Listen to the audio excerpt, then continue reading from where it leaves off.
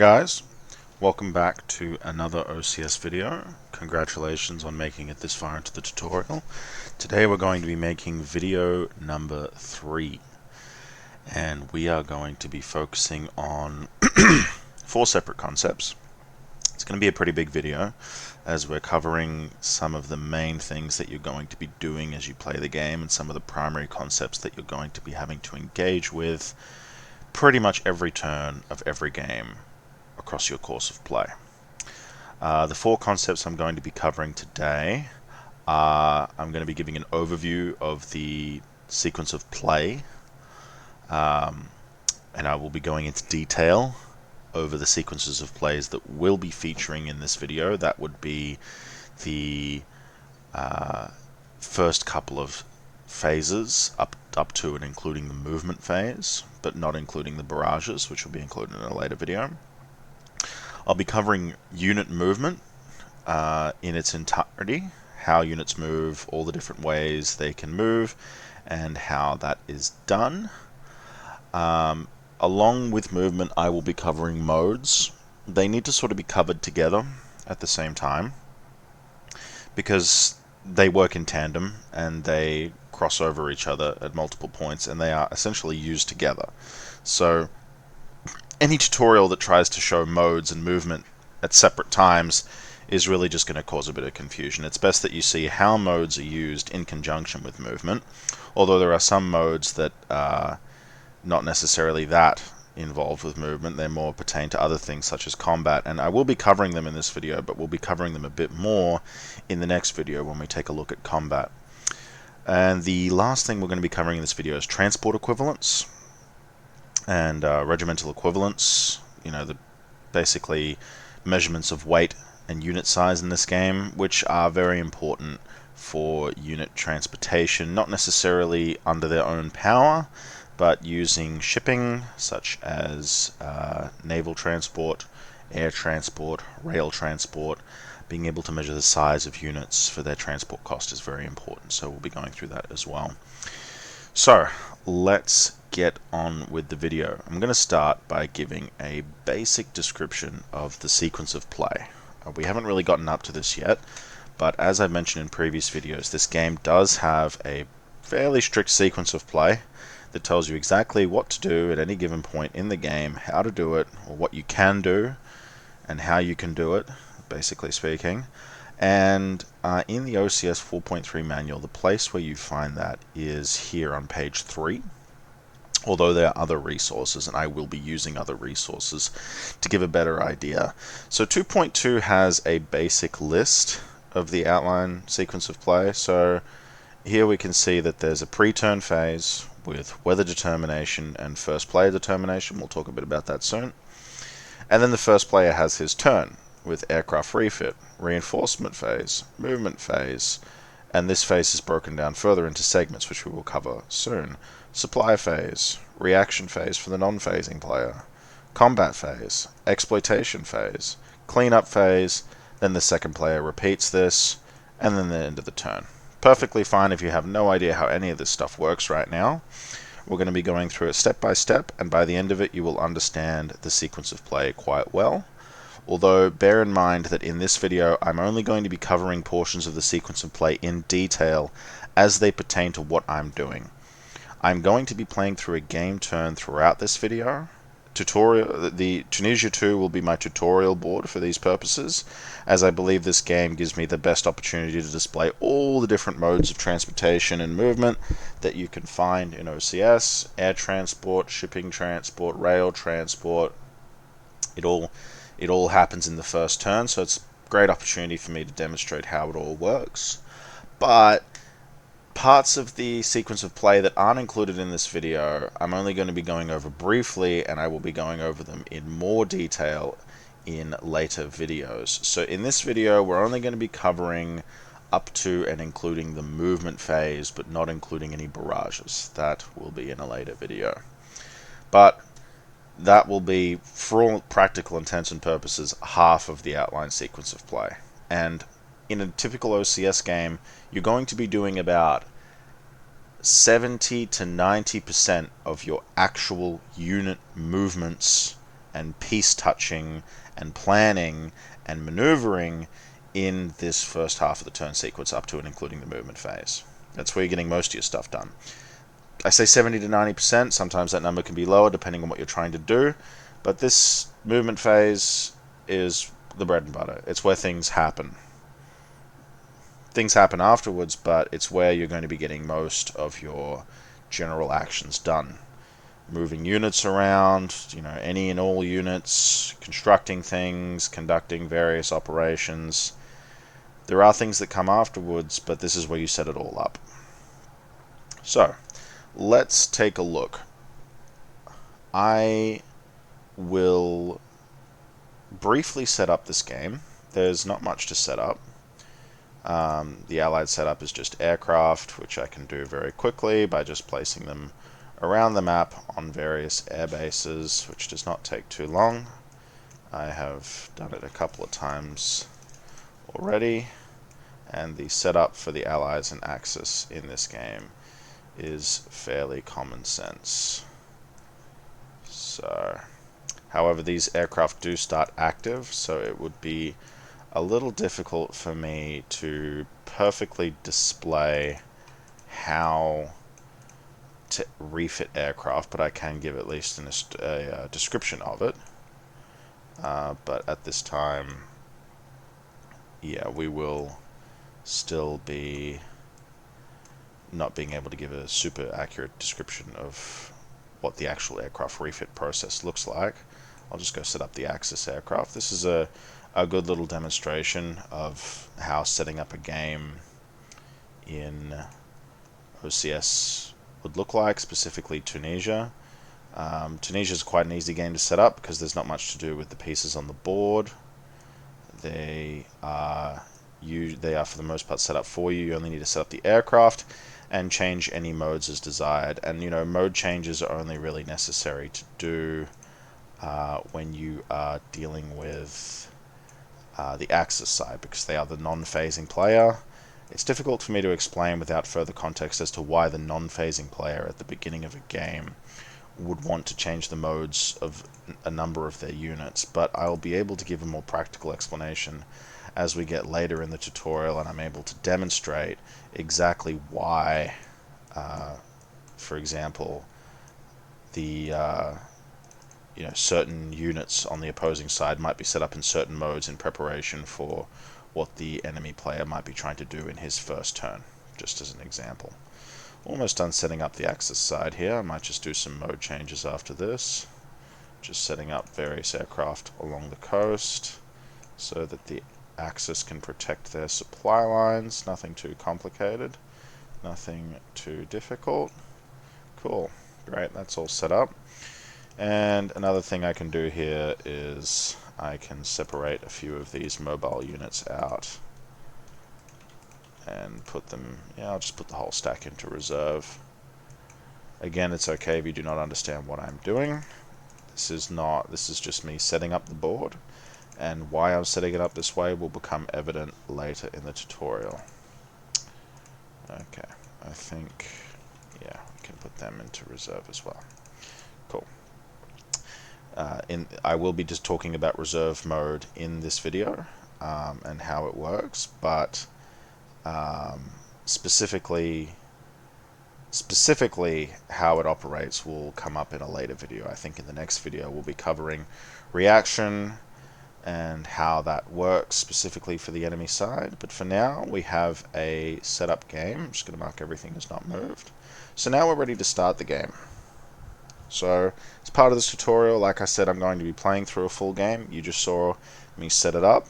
If you're following along with me, if you're following along and you want to use the Tunisia board in Vassal to follow along with me, you can just go right back through this chapter of the video and set it up the way that I've set it up, or you can set it up a little different, whichever way you want to set it up. As you can see, I stack things in a certain fashion. I haven't really covered stacking. Stacking and Fog of War and all those concepts will come up in a later tutorial, but for now, just do as I do. Although obviously, as you've seen in a previous video where I looked at my own board on the table, we set things up a little bit different on the table. But as I've mentioned, this tutorial is going to be executed through Vassals, so I'm going to be using my conventional Vassal stacking methods, which are usually going to be a bit more compact, a bit more clean, simply owing to the fact that it's a lot easier to operate a board through Vassal. Right, so we've just briefly done our board setup, so we're actually able to start the game now. Now, I'm not actually going to be using this page 3 of the OCS 4.3 rules to execute this turn and show you what I'm doing. It's good as a description, it's good as an overview, but I find that there is a much better document called the OCS Turn Summary, and I've shown you this a few times before, but I haven't gone into detail. This OCS Turn Summary is just the same as this, it's just a bit more of a practical breakdown with explanations for how everything works. I will be going through this step by step, but you know what? Let's start with these descriptions of exactly what we're going to be doing. I'm going to read this page up to and including the movement phase. So in the weather determination segment, which is the pre-turn phase. Now, just a quick note on that. The pre-turn phase is executed, but neither player is technically playing in the pre-turn phase. The pre-turn phase is a series of actions that are executed before either player starts playing, just to determine the conditions of the turn. So the first thing that you would do in the weather determination segment, one player, it is irrelevant which, rolls to determine the weather. The weather affects the entire game turn. Now, another reason why I picked Tunisia is you do have to roll for weather at the start of the Tunisia turn. I'll just demonstrate that in the scenario setup. Here we go. So if we go take a look at scenario 2, the Tunisian campaign.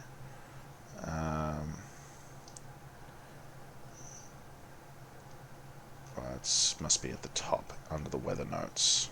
Right. Roll for weather on every turn, including the first turn of the scenario. You'll find that weather is often dictated for the first turn of the scenario in other games, but in this one you get to roll for it. So, also here on the OCS turn summary, roll for weather. This affects the game turns. Also, if the game has random events, roll and apply as required. There are no random events in Tunisia. There are random events in numerous other OCS games, and those are detailed usually in the game-specific rules. But I'm not going to be covering anything like that right now, as the game that I'm using to demonstrate doesn't have them. Right? So weather. I'm not going to get too deep into the Tunisia 2 weather system. This is not a tutorial on how Tunisia 2 works. But we have here a weather table, and I can describe in very simple terms that on this weather table, you roll 2 dice, and that result is what the weather is for that turn. And the way that you figure out the result is you take the first dice number and the second dice number, and that's your result. See, 1-1 through 5-3 is flight, 5-4 through 6-4 is no flight, 6-5 through 6-6. So you're not adding the 2 dice together as you traditionally would with most other things in this game. So you're not, for example, if you get a 5 and a 3, you're not adding those together and getting an 8. Although that is how the weather system might work in many other OCS games. In this particular OCS game, we're just rolling 2 dice and we're just taking the 2 digits to get our result. I'm not going to get too much further into that. It's a Tunisia 2 specific thing. There will be in a video about Tunisia 2 describing exactly how that works. Furthermore, while I will roll for weather for demonstration, if I get anything other than flight, I'm just going to set it back to flight, as I need flight for the purposes of this tutorial. But we're just going to roll 2 dice. It's a 5-2, which, lucky for me, is flight. Right? So as part of this weather determination, I'm just going to take this weather counter and I'm going to move it here to flight. That demonstrates to me and the other player that the weather for this turn is flight. And as you can see, the log says it is now flight. Right? Now, first player determination. Each player rolls 2 dice. The player with the higher roll elects to be first or second in the game turn. Re-roll any ties. It's going to say the same thing right here, except you don't do it on simulcast turns. I haven't really gotten into what a simulcast turn is. But, now this, I do not have to do. And I think you'll find universally in pretty much every single OCS game, in every scenario that you will come across, the first player of the first turn is dictated. So I can go down to the scenario set up here in Tunisia, and it will tell me right here, under general information, that the first player is allied. We do not need to roll to figure out who the first player is. Now, you might be a little confused. Why are we rolling to see who the first player is on any turn? Wouldn't it be as simple as player A and then player B, and then there's a fresh turn, and player A plays again, and player B plays again? Not quite. That's not actually how this game works. It has a bit more of a more asymmetrical system. Um, the initiative system works in this game, and although I can't exactly demonstrate it right this moment, it will come up later through this game demonstration. But as a basic rule, how the initiative system works in this game is exactly as it's written. Each player rolls 2 dice. The player with the higher roll elects to be the first or the second in the game turn. Reroll any ties. So on the turn after this, the allied player, myself, and whoever my opponent is, we would roll 2 dice. And whoever has the higher dice elects to be first or second in the game turn. So they essentially are deciding who goes first. Remember this. Just because you win the initiative roll doesn't mean you have to go first. It means you dictate who goes first. There are many situations in this game and in any other games where it will be advantageous to make your opponent go first. What does all this come down to? It comes down to the concept of a double turn. Right? Through a number of finagling and getting the right luck and deciding who goes first on the right turn, you can be presented with something called a double turn. And what that means is that you can play 2 player turns of your own consecutively. Meaning you play second in one turn, and then you successfully roll initiative and give yourself initiative in the next turn, and play first. Thus being able to do 2 turns at the same time without your opponent being able to play one of his turns. At the right time, this can be quite deadly in game deciding. And it adds a layer of complexity that forces players not to be thinking in too short-term of a fashion. Every player needs to think about the consequences of what would happen if the enemy player had a second chance to do everything again after his turn was over. Again, it's really difficult for me without demonstration to get into the complexities of the consequences of a double turn.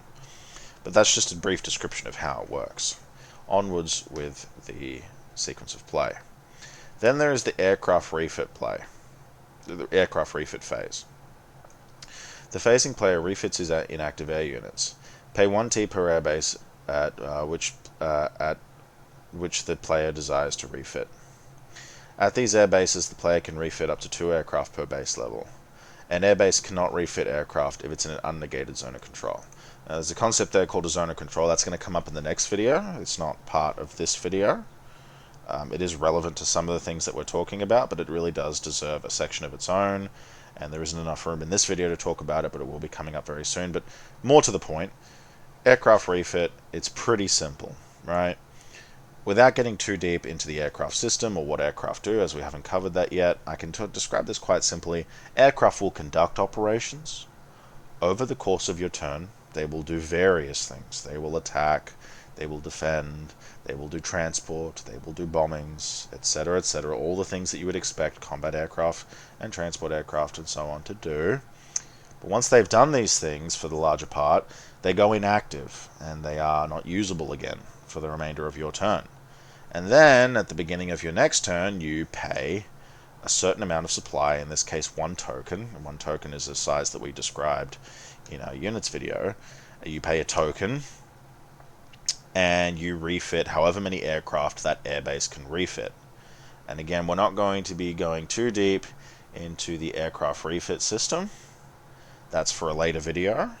We're going to be going quite deep into it. We're going to cover all air operations in a later video. But for now, just bear in mind, the most important thing to bear in mind about this right now is it starts at the very start of your turn.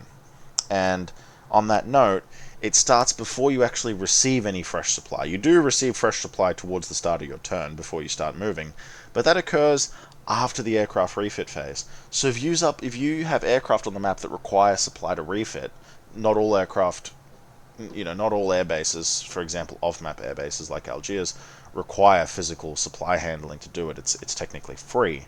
But if you have aircraft on the map, they will require tokens to refit. If you exhaust your on-map supply, then you won't be able to refit your aircraft. And that's a motivator for players to make sure that they're always keeping stockpiles and not entirely exhausting them over the course of the game. Reinforcement phase, and I'm going to go through this now. I didn't do any part of the aircraft refit phase because there are no aircraft to refit. As the allied player, all of my eligible aircraft start active except my surge aircraft, which we'll be getting into shortly. Right? The phasing player places any new units at their entry points according to the arrival schedules. He rolls on his supply table to determine the number of new supply points available and places them on the map. He rolls on his variable replacement table, sometimes called the replacement table, and places any resulting reinforcements on the map.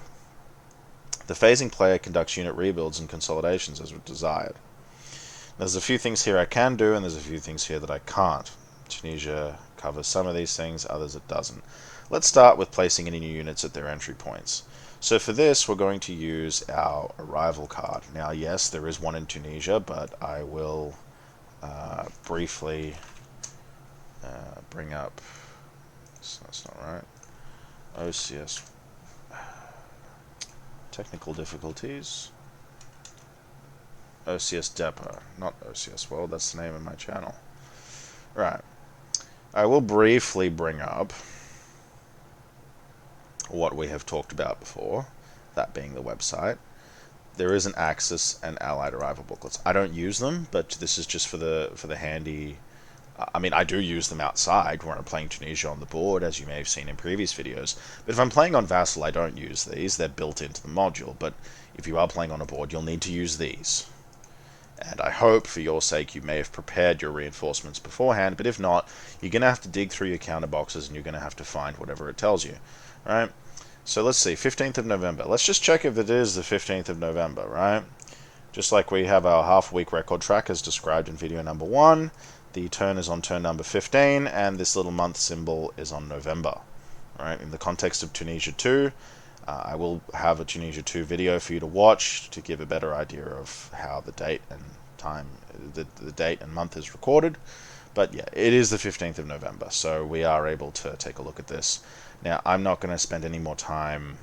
Just for those playing on the board, this is what you're going to be using, but I'm playing on Vassal, so I'm going to go ahead and move away from that, and I'm going to go over here to off-board boxes, as you will use in any Vassal module, and I'm going to go to Allied Order of Arrival.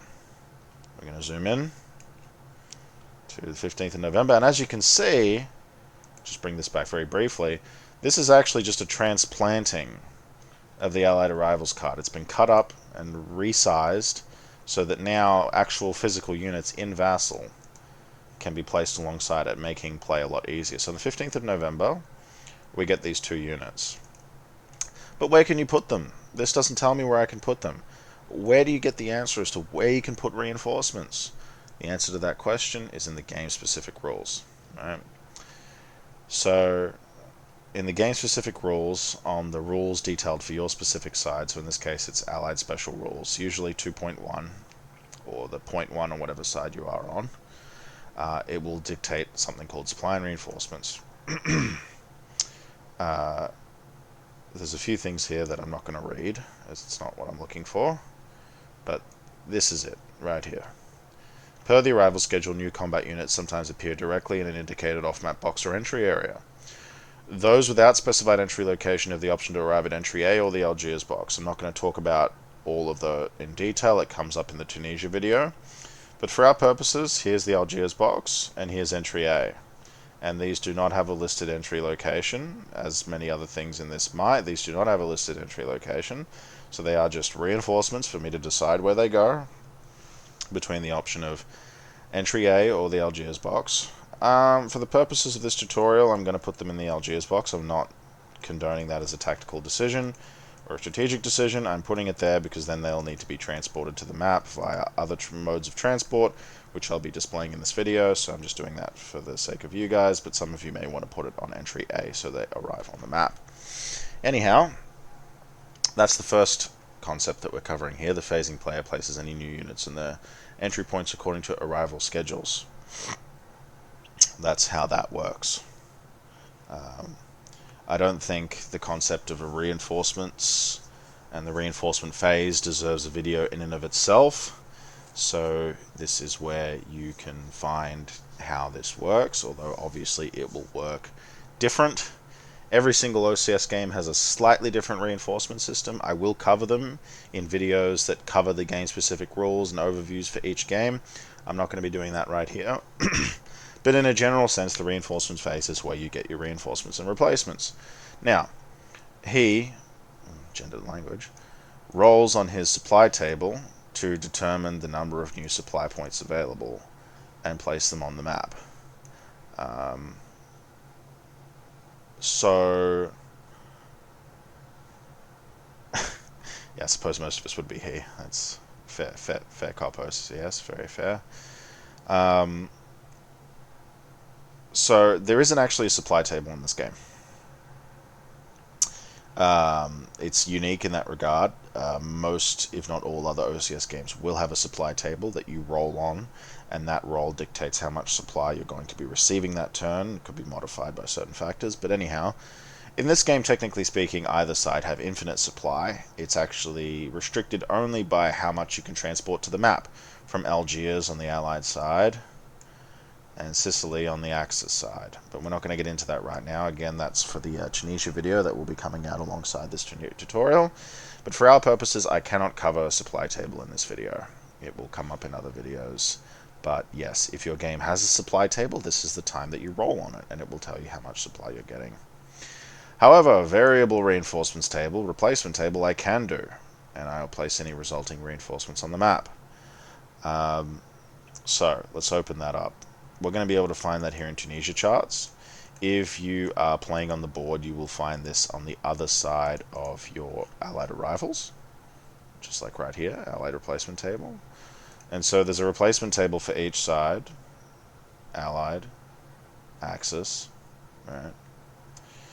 And for these purposes, we're going to be using the Allied table, right? Rolls on variable replacement table and replacing that on the map. Let's take a roll. My luck is impeccable. I was going to give myself a high roll anyway for the purposes of the tutorial, but as it turns out, I've got myself a high roll anyway. So I've just rolled high, right? On the 2 to 6 on this replacement table, you get nothing. On a 7 to 8, you get something called a faction, which is a bit of a subpar result. On a 9 to 12, you get the best possible result on the Allied replacement table. I've rolled an 11, as you can see here, so I can demonstrate to you exactly how this works. So I've gotten a PAX, an equipment, an air, and a special. And so I'm going to place all these down, and I'm going to place them in accordance with the manual. The manual tells me exactly how this works in the exact same place. Again, this is not a video about Tunisia, but I'm going to be reading it just to show you how it's done. So, packs and equipment arrive in Algiers. Where would I find packs and equipment? I'd find it up here in the counter dialogue. I can go on to Allied units, and here's Allied packs and equipment. I'm going to place another one here. I'm going to place another one here. As you can see, I already had one at the start of the game in the setup, but now I get more. Lucky me. Right? Air and a special. Now, what this actually means is listed. Here we go. Right, so if you're ever looking for an explanation of the results, there's a common rebuild table here. But for air, I can just see right here, it says, for planes, each air result rebuilds 2 steps. What's a step? That's something that I have described for ground units in some detail, but not all. It's something relevant to combat. Steps are relevant to combat on the ground and combat in the air we haven't covered yet. But for the purposes of what I'm trying to do right now, think of steps as a health point, right? So for each air result, I can rebuild 2 health points, and I'm just going to do that now. I'm not going to explain in detail how it works, but for an example of what I might be doing, I'm going to flip this Hurricane over to full strength to satisfy 1 of my steps, and then I'm going to flip this Spitfire over to full strength to satisfy another 1 of my steps. Again, why have I put these aircraft in all these different locations? I'm not going to get into right now. It pertains more to air operations, which will be covered in a later video. But I've just repaired some aircraft. That is part of the replacement process. I get a special. Now, in a special result, you can refit 3 surge planes and place an airstrip. I'm not going to be placing an airstrip. I occupy all my airstrips. That disallows me from moving airstrips at this point. Oh no, I have one right here. I will move that. But anyway, I can refit 3 surge aircraft. So again, this is a Tunisia 2 specific thing. I'm not going to be explaining exactly why or what these are, but I have 3 surge aircraft right here. I'm going to move them to active. They are now refit. And I have an airstrip down here. Underneath this, it is unoccupied by friendly aircraft. I can move it to a... according to the manual, I'm pretty sure I already know this, but I'm just going to check. Placed in a village or point of interest that are in trace supply from direct draw or HQ throw. And Tabaka is in trace supply from direct draw. Again, that's a concept that you're not going to be able to understand because I haven't explained it yet, but I am just doing what the game tells me to do based on the role that I've done, and that's what you're going to be doing in every reinforcement phase. So that is what I have done. The phasing player conducts, after this, unit rebuilds and consolidations as required. Right. What are rebuilds? What are consolidations? I'm not going to get too deep into this. They vary from game to game. Each game usually has its own rebuild chart that dictates what you can rebuild with the replacements you receive, such as packs and equipment. Packs and equipment you will find are in a lot of OCS games and are used to rebuild various units. But as you might see, if you check my allied dead and removed, there is nothing there. Nobody is dead, so there is nobody to rebuild. So these replacements will remain here until there is somebody to rebuild. What is consolidation? That is another thing that requires perhaps a bit more attention. But in a brief description of what consolidation is, you can combine 2 weak units into a stronger unit, which is usually something a bit more relevant to aircraft. You can take a unit from the dead pile and swap it over with a unit on the map if they have the same stats. There is a few situations where you might want to do that, especially pertaining to multi-step formations, but again, it's something I'll be covering in a later video. It's highly situational. It's not something you're going to be needing to do every turn. But with the reinforcement phase being finished, we've applied our result and we've brought our new units onto the map. We've concluded it. We have concluded the reinforcement phase as part of the sequence of play. And now we get to the movement phase, and this is the bread and butter. I'm going to describe what the movement phase is, and then I'm going to move on to the part of the tutorial where I'm going to start explaining how to move units and what modes are and how modes pertain to unit movement. But let's just start by reading this part of the manual. The movement phase. The phasing player may break out any combat units not in trace supply. He then moves his ships and ground units individually or in stacks, making any voluntary mode changes as each unit starts to move. Starts to move, mind you. Restrictions are imposed by mode, supply, terrain, and enemy units. As they move, combat units can conduct overruns, a form of attack made on the move. They can also destroy and damage supply dumps and facilities, as well as build or improve air bases and hedgehogs. Units and supplies can move by rail or sea transport. The phasing player's active aircraft can perform missions throughout the phase: fighter sweeps, hip shoots, air transports, and drops during the movement segment, barrage in the barrage segment, which is also when naval units execute barrages. Right. Now that's a description of the movement phase, but I'm not going to be covering everything that I just read in this video. I'll be covering a great deal of it, but not all of it. There are certain things here that I'm just not going to be covering until a later video, but that is a description of what the movement phase is, and I'll be going into a bit more detail. However, here are the things that I will and won't be covering. The phasing player may break out any combat unit not in trace supply. Right. This is a very important part of the game, but it is not relevant right now. The game has started, and you'll find that in most games that you start, the units that are starting are not going to be out of trace supply. They're not going to be eligible for breakout per se. Although perhaps that airborne unit might be, technically speaking, but no. I don't want to break anything out at the start of this game. You're going to find yourself not wanting to break anything out at the start of most games. But you will possibly need to break out units over the course of a game, And breakout is something that I think needs to be covered perhaps in a bit more detail during the video on supply. It is situational.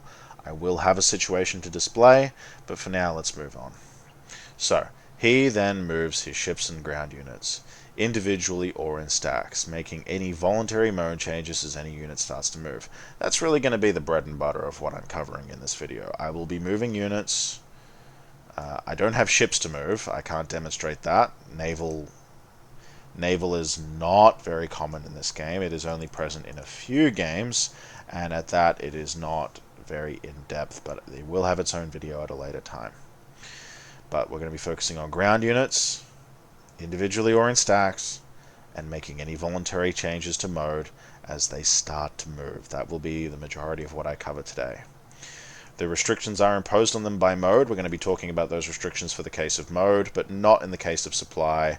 We will discuss terrain effect on movement because it is a major part of movement, and we're not really going to discuss what enemy units do in regards to movement. That is more part of overrun and combat.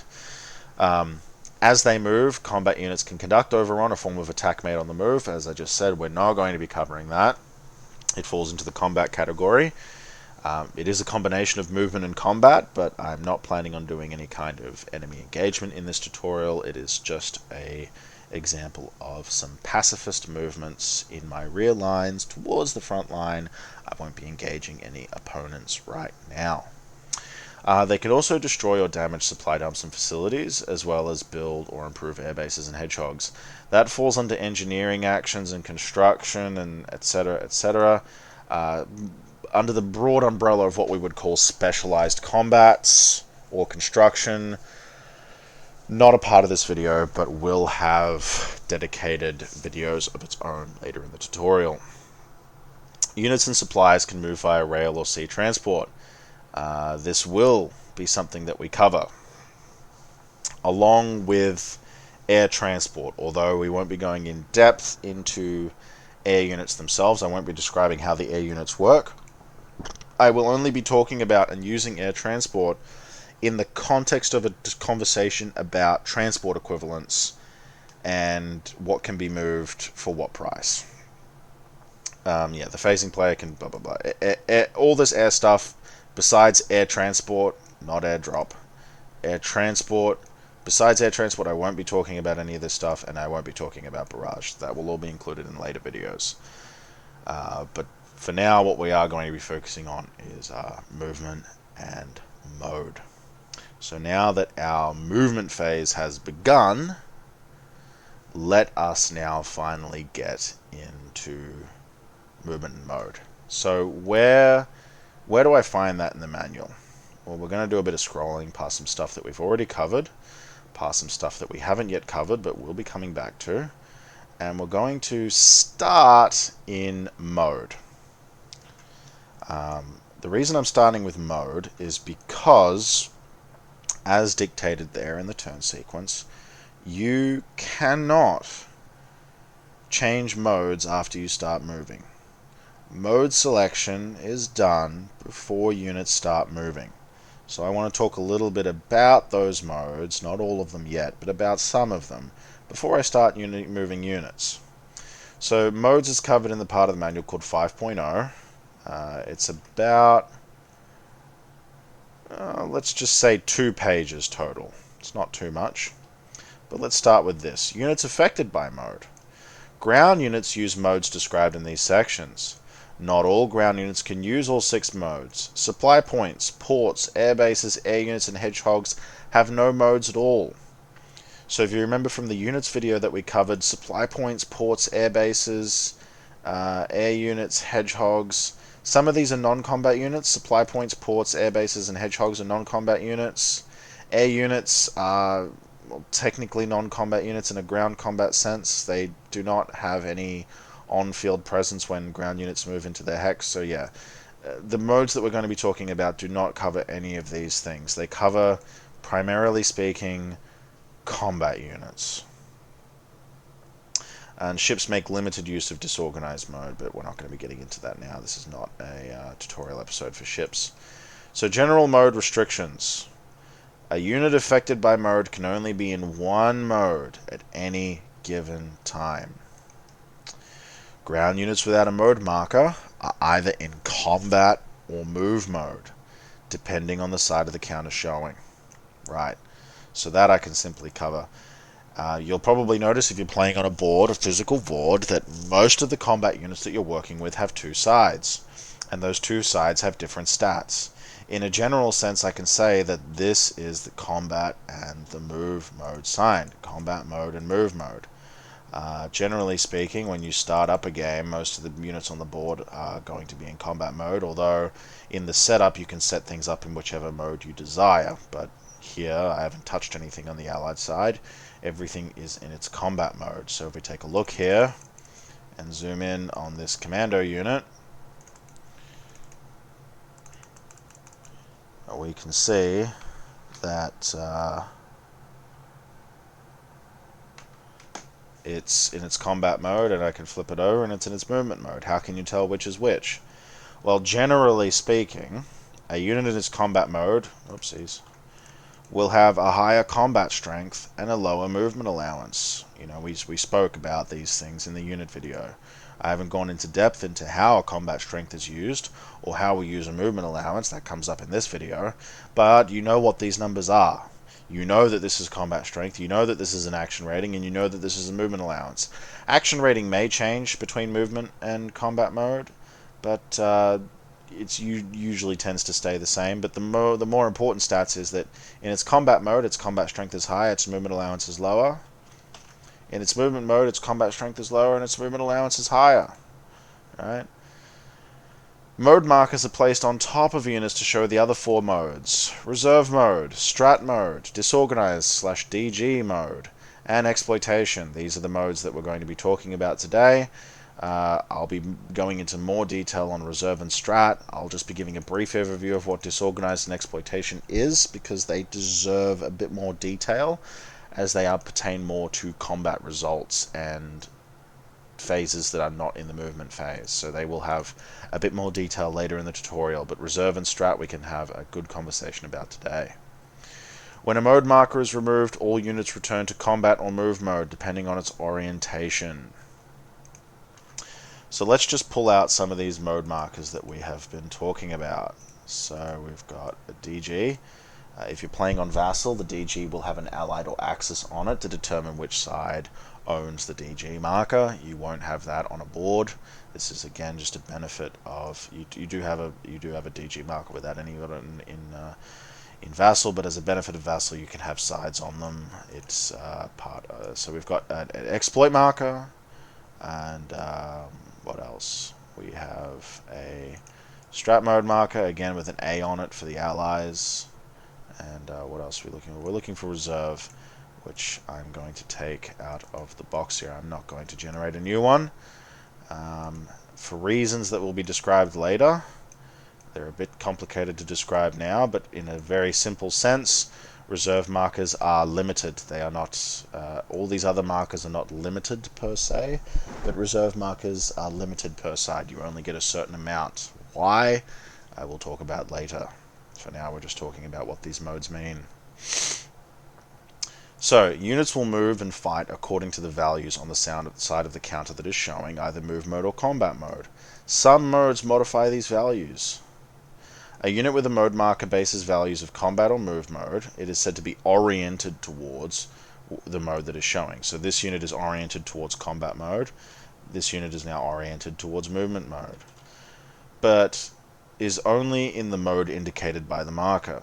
So this unit right now, it's in combat mode. It's now in movement mode. And if I was to put any number of these markers on them, it would now be in DG mode, oriented towards its combat side, or DG mode, oriented towards its movement side. It's not in two modes, and I understand that can be a little bit complicated, but as the manual says, a unit can only be in one mode at any given point in time. It's important to remember this because the modes can disallow you from doing certain things. So most principally, the marker that's on top of it is dictating its mode, and you only add the orientation after that. So it's in DG mode, oriented towards movement. DG mode, oriented towards combat. Same for anything else here, except strat mode. You can't have that in combat. We'll get into that a bit later. But exploitation, oriented in combat. Exploitation, oriented in movement. Reserve, oriented in combat. Reserve, oriented in movement. Just get used to that kind of language. It's going to come up quite a lot in the manual, right? But just remember, there's only ever one mode. It could be in combat, it could be in movement, but once we start bringing in these markers on top of it, it's something else. It's in DG mode, oriented to, etc., etc. Just keep that in mind. This means, for example, that a DG mode could never move by rail, which requires move mode regardless of counter orientation. So the mode marker comes first, if it has one. Units of differing modes can stack, and one unit's mode has no effects on other units in the stack. Design note: the implication of these various modes with respect to the turn sequence in each other will be apparent only after repeated play. Suffice it to say, there are many and subtle. Good players will orchestrate the differences between these modes to their advantage, and that is very true. And although I am being as slow and explicit as possible, it is perfectly fine if you do not understand everything that I'm talking about right now, because it is complicated, and it is much easier to get a grip on it as you play the game. But this is an overview. This is just giving you an idea of how everything works. Now, modes are separated into two broad categories: voluntary and involuntary. Voluntary modes are combat, move, strat, and reserve. So combat, movement, again, which is just the two sides of a counter that you're going to be coming across, right? And then you've got strat is voluntary. Let's put some text above them. Voluntary. Alright. Let's put this down here.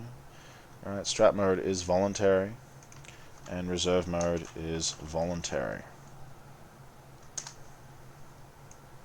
However, these two bad boys here are involuntary.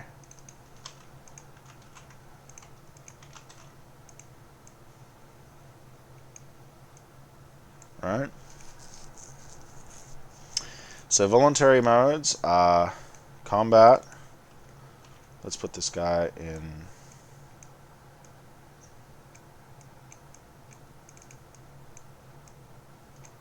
Right? Voluntary. Voluntary. Right? Combat mode. It's voluntary.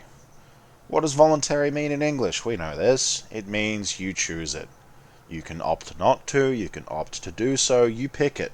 It's up to you. Right? You voluntarily choose combat mode. You voluntarily choose movement mode, and you voluntarily choose strat mode and reserve mode. It is under your control. What does involuntary mean? Well, it's the opposite. You don't get a choice. If this mode happens to you, you're stuck with it until it gets cleaned up and moved by the game rules. So just keep that in mind. Let's talk about mode change. Units in combat mode, reserve, and strat mode can change to different modes in the movement phase. This is done as each individual unit or stack begins to move. For example, a unit in combat mode could be changed to reserve mode, either with move or combat side up. I'm going to give you an example of that. Let's start with our first unit movements. Right? And I'm going to start by moving some units here in Bond. Specifically, I'm going to move these two guys. Right? Let's delete the text above them. Right, just remember that these modes are voluntary. I'm going to move them into their movement mode. And then I'm going to put a reserve marker on them. Let's delete this. I'm going to use one of my reserve markers. Right, now remember that everything in this box, this Bon box, is in Bon, or Bone, however you want to pronounce it. Right? It is in Bone. It's just a box that I use to reduce my stacking density. Right? So remember that units can be moved as a stack or individually, one at a time, or as a stack at a time, and you select their mode beforehand. All right? So I'm going to give you an example. I'm not going to select reserve mode right now, but let's take one of these military police units. I don't need two military police units in Bone. I'm going to change one into its movement mode, and I'm going to move it south. But before I do that, I need to start talking about how movement works. So I'm not going to get into that just this moment, but I'm going to show you right now that before I start deciding to move units, look at what I'm doing. I'm deciding on their mode. This comes first. Mode decisions. Am I putting it in reserve? Am I putting it in movement? Am I putting it in combat? Why is this done first? Why? That's the main question here. Why? It's done first because you can't change it once they've started moving. Once you've started moving a unit along, it can't move along and then change into a different mode as per your desire. It can only start in a certain mode. So let's just stay right here before I start moving units. I'm not going to read the whole mode section before I start moving units. I'm only going to read up to about here. Up to about, not here, sorry. I'm going to read combat and move mode, just because those are the two that I'm going to be working with first as I start moving units. Right. Continuing on, reserve mode units can be released during the reaction and exploitation phases. No other voluntary mode changes are allowed outside of the movement phase. So again, that reserve thing we're going to get into a little bit later in more detail. It's not relevant right now. Mode changes do not spend movement points. What are movement points? These are the points you use to move. We're going to be getting into those very shortly. But put simply, the points that you're using to move are not being spent to change modes. Keep that in mind.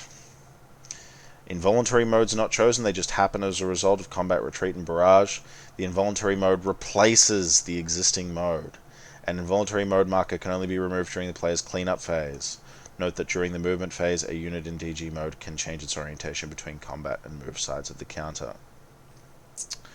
That's just exactly what I was describing before. There are some voluntary modes and there are some involuntary modes, and if you get stuck with an involuntary mode, you have to clean it up when the game tells you to clean it up. But there is an extra note there. If you get stuck with an involuntary mode, it replaces any other voluntary mode that you may have selected beforehand. Marker limits. The game-specific rules place strict limits on the number of reserve markers available to each side. We'll get into that, why of that later. To conserve these valuable markers, a player can show the entire portion of a stack that is in reserve mode with one marker, and the marker need not be placed until after the units have finished moving the 25%. There are no limits to using other mode markers, but players should conserve markers to keep stacks manageable. They should not attempt to deceive their opponent by piling extra unneeded markers. Very true, but again, we're not going to get too deep into what that means. Let's start by talking about combat mode. Right? I'm going to change this guy back. These military police units here, French military police units, are in combat mode. What does that mean? Combat mode is the side of the counter with the greatest strength and lesser movement values, just like we talked about before. These units anticipate contact with the enemy. Combat mode units are unable to use rail, air, and shipping transport. We're going to get into that a little bit more, but just keep that in mind. If I want to move these guys via rail, air, and shipping, they can't be in combat mode. There is an exception to this in the form of rail repair units, but they deserve their own little section of a video, and they are not present in this game, so it's not relevant. Units must be in combat mode to convert railroad gauge and perform engineering function. Again, converting railroad gauge, not in this game that I'm displaying. It will have its own section later on, but engineering functions are not in this video, so it will be covered later on as well. Replacement units and transport points cannot enter combat mode. So for example, these guys over here, these replacement units that we have over in Algiers, they are permanently in move mode. They don't have a combat mode. Simple as that. Units must be in combat or move mode when landing via the amphibious landing table. Again, not relevant to this video. We're not doing amphibious landing or any naval actions in this video. A unit must be in combat mode to exert a zone of control. Exception exploitation mode. Zone of control, as mentioned earlier, is a very integral concept to this game, but it is not going to be covered in this video. I think I'll be covering it in the next video because it deserves a lot of time. Movement mode. This is what I'm going to be starting to get into because I'm about to turn some movement into movement mode before I start moving them, but I'm going to read the movement section before I do that. Move mode is the side of the counter with the lesser strength and greater movement. These units sacrifice some combat capability to enhance speed.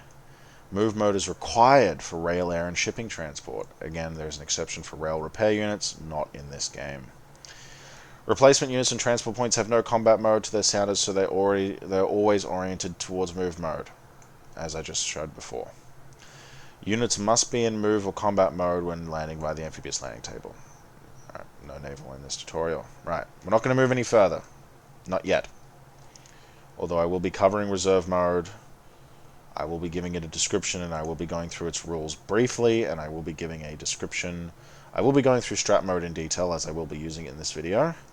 However, exploitation and disorganized, as well as some of the finer details of reserve, I'm not going to be covering right now, because they are more relevant to later parts. They're not super relevant to the movement phase per se.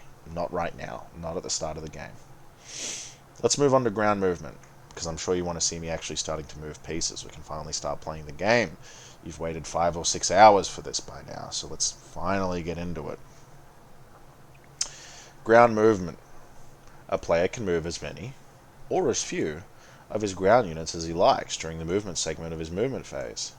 Subject to mode restrictions, as we've been discussing, a player can also move them during the movement sections of his reaction and exploitation phases. Now yes, there are other times in this game you can move units other than the movement phase, but we're not going to get into those in depth right now. Just remember though that the movement phase does not have a monopoly on movement. You don't do all of your movement in the movement phase. You just do most of it. Most of it, but not all of it. A unit can move as many hexes as desired, subject to movement allowance, mode, fuel requirements, and terrain. Right. Fuel requirements is the only thing I won't be discussing today because it's part of the supply system. I will be fueling units as part of this video, but I'm not going to be describing in depth exactly how that works. I'm just going to pay for it and move units. How that payment works and how it works as part of the supply system is for a later video. But movement allowance, mode, and terrain are exactly what we're about to start talking about. So, how to move ground units. Move units individually or in stacks. Movement must follow a contiguous path of hexes. That's pretty simple. You can't just skip hexes. You need to move along a path of connected hexes. That's how ground movement works. A unit can move in any direction or series of directions. Finish movement of one unit before moving another. Regular combat does not occur during movement, but units can make overruns, which is a combined form of movement and combat while moving. That has its own category in the manual. We're not going to be covering it right now. Right now we're just talking about movement. Movement points. Each unit expends movement points for each hex it enters, and the hex side crossed according to the terrain effects movement chart. Keep a running MP total as each unit stacks moves. We'll be doing that. I'll be showing you exactly how to do that. A unit's movement allowance is how many movement points it can spend in a single phase. Modes can modify a unit's movement allowance. Some units, including supply points, ports, air bases, and hedgehogs, have no movement allowance, and thus they cannot move or retreat. What are we talking about here? Remember, supply points, ports, air bases, hedgehogs. What are they? Non-combat units. However, there is one non-combat unit that can move, and that's trucks. But supply points, ports, air bases, hedgehogs, these are non-combat units with no movement allowance. It's not even printed on the counter, unlike a transport point. And thus they cannot move or retreat. They have to stay in place. If eligible to move in a phase, a unit without enough movement points can always move a minimum of 1 hex. Units can never use this rule to overrun, violate restrictions imposed by their mode, or move into or through prohibited terrain. Only units with a movement allowance greater than 0 can use this rule. This is a small but very important rule and will come up many times over the course of the game. Minimum 1 hex. It's difficult for me right now to demonstrate or explain what that means, but as soon as it comes up as part of this tutorial, we'll return to this rule and give it a bit more of an in-depth explanation. Hello again. Quick cut in because I want to explain this rule with a demonstration, as it is a somewhat difficult one to wrap your head around. Let me just bring it back up. Right, yeah. If eligible to move in a phase, a unit without enough movement point can always move a minimum of 1 hex. Units can never use this rule to overrun, violate restrictions imposed by their mode, or move through prohibited terrain. Only units with a movement allowance greater than 0 can do this. So I have this unit here with a truck movement allowance, and let's just assume that it's fueled, right? and I want to move him from this destination hex, right? He can't overrun, and we'll get into overrun in a later video. He can't do anything related to perhaps he was in a separate mode, but he's just in his combat mode, right? I want to move him in his combat mode, let's say, for the sake of argument. And he's not moving through prohibited terrain. This is rough, it's not mountain, so I can't move here or here. But let's just say, for the sake of argument, for some reason or another, I don't want to go through Maktar. Perhaps, for example, it's blocked by an enemy unit, right? And I want to move just here, 1 hex away, right? A unit without enough movement points can always move a minimum of 1 hex. Let's take a look at the cost, right? For example, I want to move into rough terrain that costs 5 for truck, over a river, for that matter, right? Which costs an additional 5. So the cost to actually enter this hex is 10, which is much more than the 6 printed on the counter. But I can move just 1 hex, because it's not prohibited terrain. There's no mode restrictions here. It's not prohibited. Therefore, according to the rule, if eligible to move in a phase, a unit without enough movement points can always move a minimum of just 1 hex. Right? Bear in mind that they still require fuel. They will always still require fuel to do this, but if they are eligible to move, including fuel, they can make this move. Thanks. Back to the video. 6.1d. A unit can move from hex A to hex B only if it could also move from hex B to hex A. For example, a unit prohibited from entering mountains could not move from a mountain hex to a clear hex through a non-road hex side. Note that the possible impact on overrun, which can't make use of roads. Whew, word soup right there. Very difficult to understand. But also a critical rule. I broke this rule a lot when I was still a learner. Hell, I broke this rule in a tutorial video I made 5 years ago, and I regret it to this day. So, try to practice this rule, and I'll give some demonstrations of this rule in this video so you don't break it either. I'm making a quick cut in the video here because I wanted to go a little bit more in detail about this 6.1d rule, because it is an important one that's easy to forget, and because I am trying to comprehensively cover movement as accurately as possible in this episode, I felt like it needed a more specific example. So I've got 2 units here on the board. One is an allied unit that's in the mountain, and one is an Axis unit that's out here in the clear terrain. Now, just to read this rule one more time, a unit can only move from hex A to hex B if it could also move from hex B to hex A.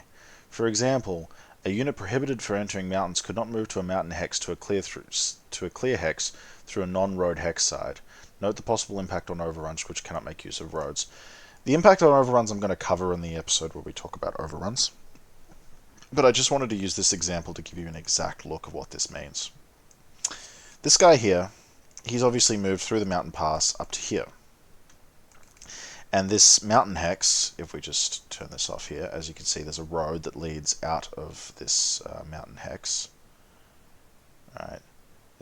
There's a road that connects this mountain hex to this mountain hex to this clear hex. Right.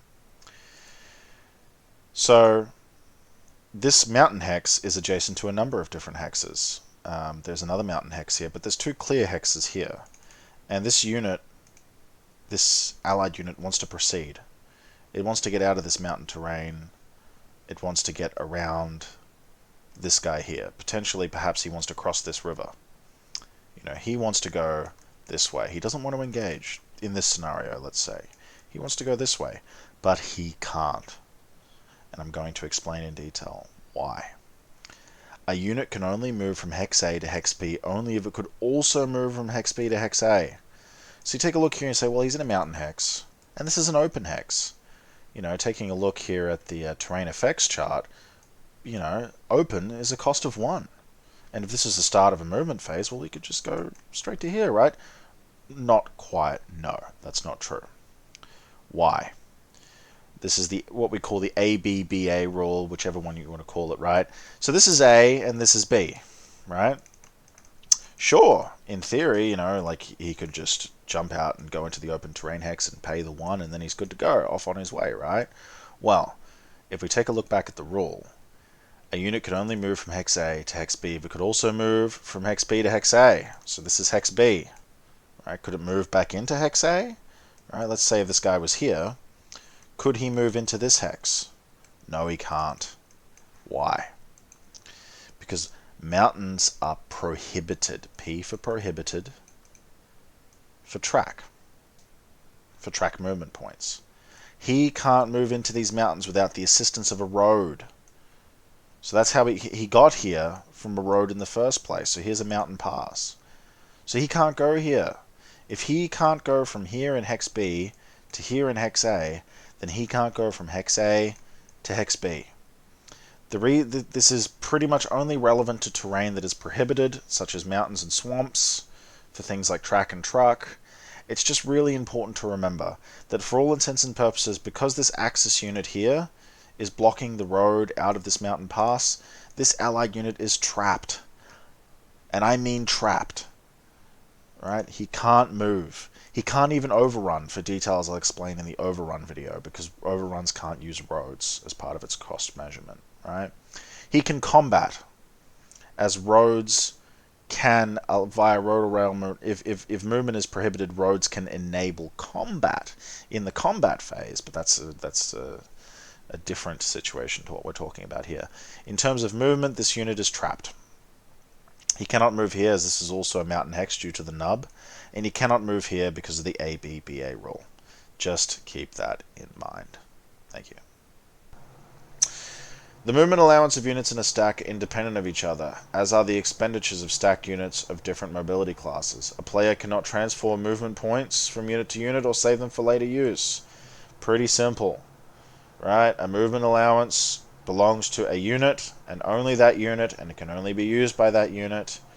They use it all independently, and once it's used up, it's used up. They don't lend it to other people. There's no bank of movement allowance.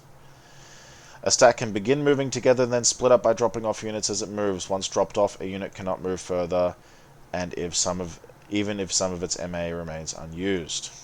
Player note, do not start moving as a stack if you want separate units to split off and move elsewhere. That's pretty simple and self-explanatory. Move stacks if you want them to move together. If not, just move them separately. Nothing is stopping you from doing that. It's all how you want to do it. Right?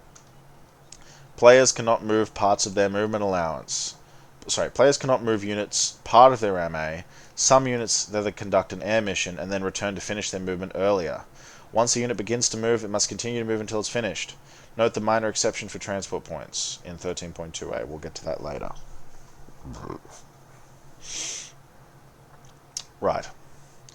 What this essentially means, and you'll find that this is a general rule over the series, you need to do your moves one by one. You need to move a unit and then move another unit. Similar to chess, once you take your finger off that unit, it's done. Generally speaking, it's finished moving. Now, mind you, of course, you're going to be playing with people and you're going to make mistakes and people are going to let you take back moves and you can do moves again, that's fine. Right? But in an official game against a serious opponent, they will often make you stick to this rule because it is the rule. Move a unit, it's moved. That's it. Right? And there is rules pertaining to this that are critical. So just try to keep this in mind. You can't go chopping and changing who moves where at any given point in time. Once you move a unit, you finish moving it and it's done. And then you move on to the next one. I'll show you some examples of this. The movement allowance of units can be, in certain modes, can be doubled, halved, or quartered. Never round a reduced movement allowance. Retain the fraction. Right. Fractions have their own special rule in this. I'm going to be covering that a bit more in detail in the combat phase, but simply put, once movement allowance are fractionalized, keep that fraction. It doesn't round in any direction. They do not get rounded. Right? However, there are terrain effects, and that's primarily what this is referring to. Right? I want to start moving units. Why don't we just start moving units? Well, there's one more thing to consider, right? You've already read so far, you know that there's movement allowances, we use them, we use that number on the right to decide how far it can move, and then we start moving. But how do we know how far it can go? Well, that's where terrain effects come in. Alright, now this is a pretty beefy section. Oh, not beefy, no, sorry, it's about a page. It's half a page. Right, actually, we're almost done here. We're almost done with movement, right? Let's finish reading this and let's just start moving some units. And then get back to looking at mode. So, per the terrain effects on movement chart, let's just bring that open, just so we know exactly what we're talking about. We've got a chart right here. Alright. Yeah, it's a little small. I wonder if there's somewhere I can actually on the back of the Tunisia rules. Yeah, if you are playing on the board, your chart will be on the back of your Tunisia rule. Let's beef that up a bit. Alright, we're going to ignore the special modifiers. It's not important. Alright, all that's important to our movement right now are these things right here. Our movement chart. Alright, I'm going to keep that open so that we can come back to it a little bit later. But per the terrain effects chart on movement chart, per the terrain effects on movement chart, I should say, which every game comes with one, and they are different over different games, each hex and hex side feature costs a specific number of movement points. To enter a hex, a moving unit must pay the full required cost. Exception, minimum move, 6.1c, which we've covered, but I'm going to show in a bit more detail at a later time. The hex or hex side movement points cost will vary depending on the mobility type of the unit, leg, track, or truck. In all cases below, the word road encompasses every kind of road-like feature, such as track, railroads, roads of various quality. Roads can be used if moving units are following a contiguous road path.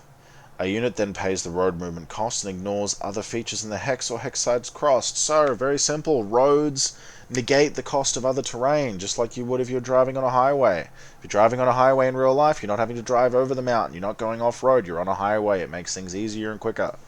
Right?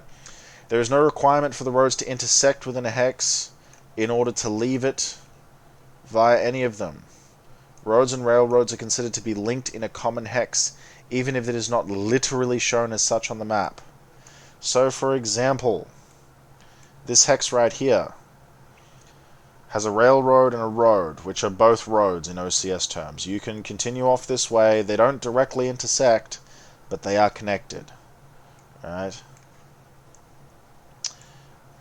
Moving on. Add the cost of hex side features.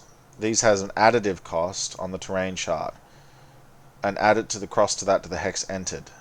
Units moving along a roadside ignore hex side features, as we described before. Note that bridging can be used to reduce the cost of rivers. What's a hex side, right? Because we've talked about a few different things here. There's hexes and hex sides. Well, this is a hex. You know, it's a hexagon from the Greek, you know, starting word hexa, right? Hex is a hexagon. It's a hex, right? But what's a hex side? Well, a hex side is something on the side of a hex, separating two hexes from each other. For example, a river.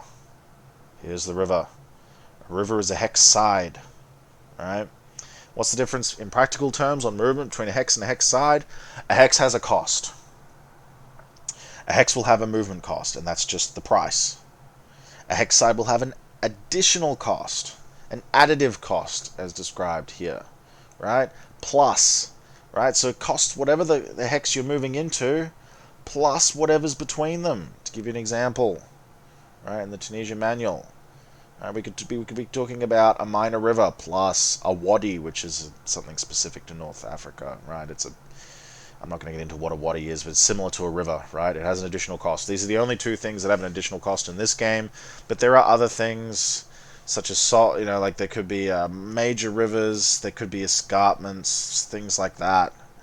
You know, like they have additive costs. See, notice how these other things just have a set cost, and then you've got these additive costs. That's how that works, right? We'll get a bit more into that as I start demonstrating. There will be a demonstration after this of everything, right? So, ground units cannot enter across prohibited hexes or hex sides. Destroy units that are forced to do so. What's prohibited?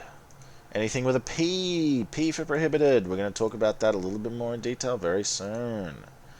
Multiple terrain types. Some hexes contain more than one terrain type. God, we can see them everywhere here. We got mountains. We got clear terrain. We've got clear terrain and salt marshes. Now, again, if you don't know what the mountains and the salt marshes and the clear terrain is, please direct yourself to the Tunisia introduction video where I talk all about the terrain and the rules. But for now, If you need a terrain key, just go to the Tunisia charts and here's your terrain key. It'll explain everything. The terrain key is necessary to understand the terrain effects charts because you need to know what you're looking at. However, multiple terrain types. Some hexes contain more than one type of terrain. Use the terrain in the hex, which is most costly for movement unless following a road per 6.2a. The amount of symbol in the hex does not matter, so even a little nub of mountain makes it a hex. Oh, we love the nubs. They are a token of debate sometimes from game to game, but a nub counts, right? Exception, ignore city and village nubs. Go figure, right? So, if there's no road, alright, so let's take roads out of the equation. If you're just moving between hexes with no roads, you have to use the most expensive part of the hex to pay. It's as simple as that. Water terrain has a few exceptions. A unit moving ignores water terrain along a shoreline if there's any land terrain on the hex sides crossed. A moving unit uses the cheapest water terrain along a hex side being crossed, such as where a hex side is part lake and part river. Rivers are intended to fully cover hex sides, so ignore nubs.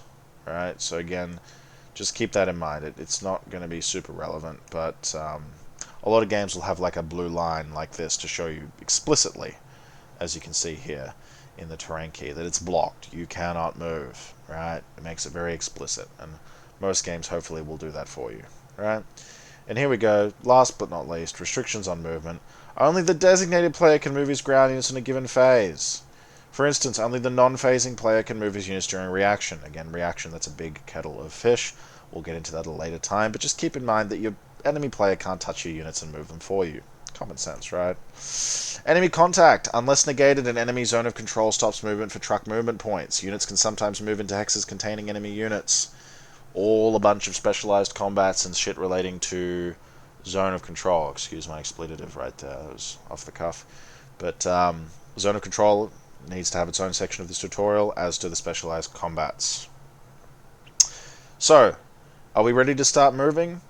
Practically speaking, yes. There's a few more modes to talk about, which I'm going to get into as we go. But let me just start giving you some demonstrations of movement. And let's start with one of these military police units. I want to move one of these military police units down here to Sukaras. I want to garrison this very important crossroads. How am I going to do it? Let's start by deciding the mode. Well, I want you in movement mode. Control F on Vassal, or just use your fingers to flip it over if you're on the board. It's now in movement mode, and it has a movement allowance of 4. And just like we talked about in video number 1, the color is white. What does white mean? Well, white means leg. How do I figure it out from here? Well, we pull up our trusty terrain effects chart. I'm pulling it up here in the manual so I can zoom in a little closer for you guys watching on YouTube.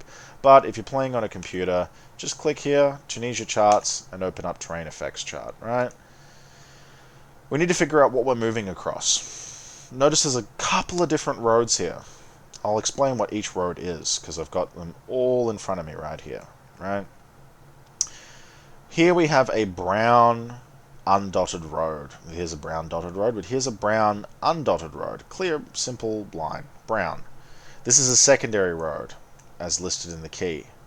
What's this? This is a white road. It's a primary road, as listed in the key. What are these? These are railroads, as listed in the key. And what are these? These are tracks, as listed in the key. Railroads and track have the same cost. They are the same thing. Right, so here we basically have 3 different categories of road to work with in this game, and they will sprawl all across the map, and there will be different types of road depending on the game that you're playing, right? But they generally do try to stay at least a little uniform, right? So how do I determine how much this is going to cost? Well, we're going to ignore combat line. That's a combat related feature. For now, all we're looking at is what the feature is as determined by the key, and the movement cost, which is listed here. Movement cost is divided into track, truck, and leg. If you remember from video number 1, we discussed track, truck, and leg. We discussed that track is red with a yellow background, truck is black, and leg is white. So right now we're dealing with a leg unit. What are the benefits of that? Well, for starters, I don't have to pay for fuel, so let's not deal with that right now. Let's just start moving the unit and figuring out how much it costs, right? I want to start moving it south towards Sukaras, and I will move it as far as I can. I don't want to use any special modes right now, I just want to move the unit in its move mode. Well, the number here says 4. I have 4 leg movement allowance, which allows me to spend 4 movement points. The movement points costs are listed here. And I'm going to be moving along a primary and a secondary road. So let's cross-section this list and figure out the cost. Right, for secondary road it's half, and primary road it's half. What does that mean, half? 1/2, right? Half, and then there's a third over here for something else. What does that mean?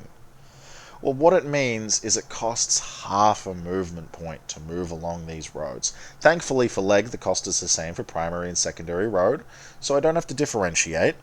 Not right now, I don't. So, what does that mean then? So if I want to move... Now remember, I have to follow the road. I can't just skip over the road. So if I want to move here, how much did that just cost? It cost half a leg movement point. Right? These movement costs list the cost of moving into 1 hex of the listed feature. So, for a secondary road right here, that just cost half. So I've just gone from 4 movement points to 3.5. And if I move 1 more, I've now just used a whole movement point. So to give you a little bit of advice when you're moving along these primary and secondary roads, move according to what costs 1 movement point. So instead of just constantly going 0.5, 1, 1.5, 2, 2.5. Make it simple on yourself, right? Just go 1, 2, and let's spend it all right now. 3, 4. Notice that I move through hexes with other units. It's not important. Units aren't going to block the movement of other units, right? So I've just moved 1, 2, 3, 4, and I can press Control T to demonstrate that. 1, 2, 3, 4. And now it's done. I'm out of movement allowance. Unless I wanted to go start using other modes and go back and do that again, I'm not going to do that. I've moved according to my movement allowance. I've used it all up. He's there. He's done. Let's do some other movements. Right. What else can I do? Let's take a look around. Okay, we've got a French police unit over here. I want to rush him up to the front line, but he's pretty far behind. It's going to take him a while, even in his movement mode. So what can I use? I can use Strat Mode. Let's go back to modes and discuss Strat Mode, right? We discussed combat and move mode last time we were looking at modes. I'm not going to discuss reserve mode yet. It's a bit more complicated. Strat mode is a bit simple, right? Let me describe Strat mode before I even start reading the rules. It's simple. It makes you defenseless and it doubles your movement allowance. Think of it as everyone just dropping their guns, putting them in a bunch of boxes, right? Having them, like Amazon, ship your stuff in an Amazon delivery truck and you just walk fast, jog, force march. You're going as fast as you can. You're not sitting down taking rests. You're blasting your legs. You're not carrying anything with you. You're completely combat ineffective. But in exchange, you can move twice as far, right? Let's read the rule. Strat mode units don't expect any contact with the enemy, I'll say, right? Mark this mode with a strat marker. Units in strat mode must be oriented to their move mode sides. The advantage of strat mode is that units move twice of their movement allowance. The mode does not confine them to road movement. They may move freely and leave the road net. Strat mode has several disadvantages. A unit cannot attack, overrun, or barrage, and its combat strength and action ratings are both reduced to 0. Now again, I haven't gotten deeply into the combat system yet, so it's difficult for you to understand exactly the implications of that, but I can tell you it effectively makes it useless in a combat situation. They are less than useless. They are completely vulnerable. They are effectively dead as soon as they get into a combat. In exchange for that, they move at twice their movement allowance. Units cannot enter strat mode when in an enemy zone of control. Units in strat mode cannot move or retreat into an enemy zone of control. If forced to do so, they are eliminated. And again, this term, zone of control, has come up many times now. We'll be covering it soon and everything will make sense, but that's going to be in the next video because it pertains much more to, well, it pertains to combat mode units. It really just deserves a whole section of its own because it is an important part of this game. Right. Supply. Units in strat mode can never eat off the map and must end their movement where trace supply is currently possible. A HQ in strat mode cannot throw supplies. It pertains to the supply system. Next video, we'll get to that. Transport points cannot enter strat mode. So if you've got a truck like this guy, he's not entering strat mode. Right? He is just staying the way he is. Strat mode units cannot use rail, air, and shipping transport. Right. Cool. Now we know all the exceptions. So let's put this guy in strat mode. Right. If you remember our reading of the mode rules before, you just stick the marker on top of him. I could do it from here by dragging it onto him, or I could just right-click on him in Vassal. I can click Modes, and I can click Place Strat Move. Right. And obviously, if you're playing on the board, you're just going to have to go into your plastic container and find yourself a strat mode marker. But now he is in strat mode. And according to what we've read, he's now defenseless, but his movement allowance is doubled. That means this 4 turns into an 8. And just according to the primary road terrain effects chart, half. Right, let's just do it again, just like last time. 1, 2, 3, 4. Now remember, if we were just not using strat mode, this is where we would have to stop. But because it's doubled, we can go further. 5, 6, 7, 8. There we go. So we have made it quite a bit further using this strat mode marker, but now he too is out of movement points. He is finished. What else would I like to do? Well, I would like to put some units in reserve. Why am I putting them in reserve? I'm not going to explain right now. It's going to come up in a later video. But for now, I would just like to explain reserve mode in the context of what it's going to do right now in the movement phase. Right? Taking a look at reserve mode, there is a lot to it. How it functions, what it does. It is an integral part of this game, and it relates to a lot of things, a lot of phases that we are not covering in this video.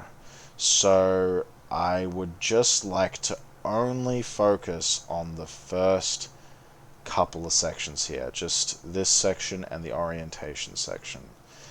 Units in reserve mode can react quickly to events. Mark them with a reserve marker. Reserve mode units cannot attack, overrun, or barrage until released. The pool of reserve mode markers is limited per 5.4a. Remember, we read that before. Units attacked in reserve mode defended half combat strength. That's not super relevant to what I'm explaining right now.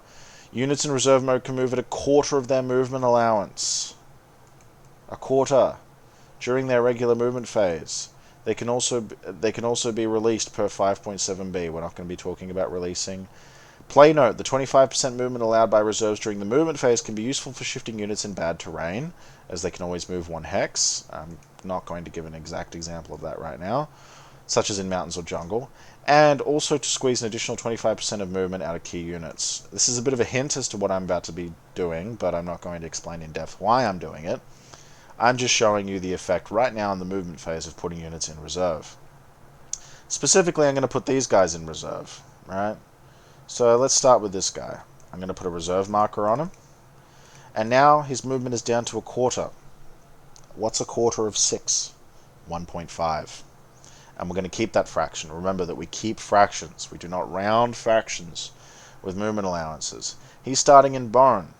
And he's leg. And if you remember, it's half along these roads. Let's go back. Half. Right? I want to move him this way. So here's what I'm going to do. 1.5. Finished. This guy here is a little less. 5 divided by 4 is not 1.5. It's a little less than that. Right? So I think it's 1.25. Probably not, actually. You know what? I suck at math, so... Oh. Shit. I had it right. Oh, excuse me. Excuse the expletive again. Right. But, again, 1.25.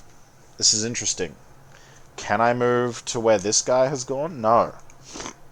You don't round fractions up, and you cannot squeeze anything extra than what you have. So if I have 1.25, there's nowhere else I can go except here. It would require another... Sorry, let me get the reserve marker out just to be a bit more explicit about this. Right? I cannot go any further than that. It would cost 0.5 more to go here, 0.5 to go here, 1 to go here. With 0.25% movement allowance left, there's just nowhere I can go. Nothing that I can pay for, according to this chart. So here we are. That's just reserve and movement. Reserve and movement only. Right? Exclusively. One moment.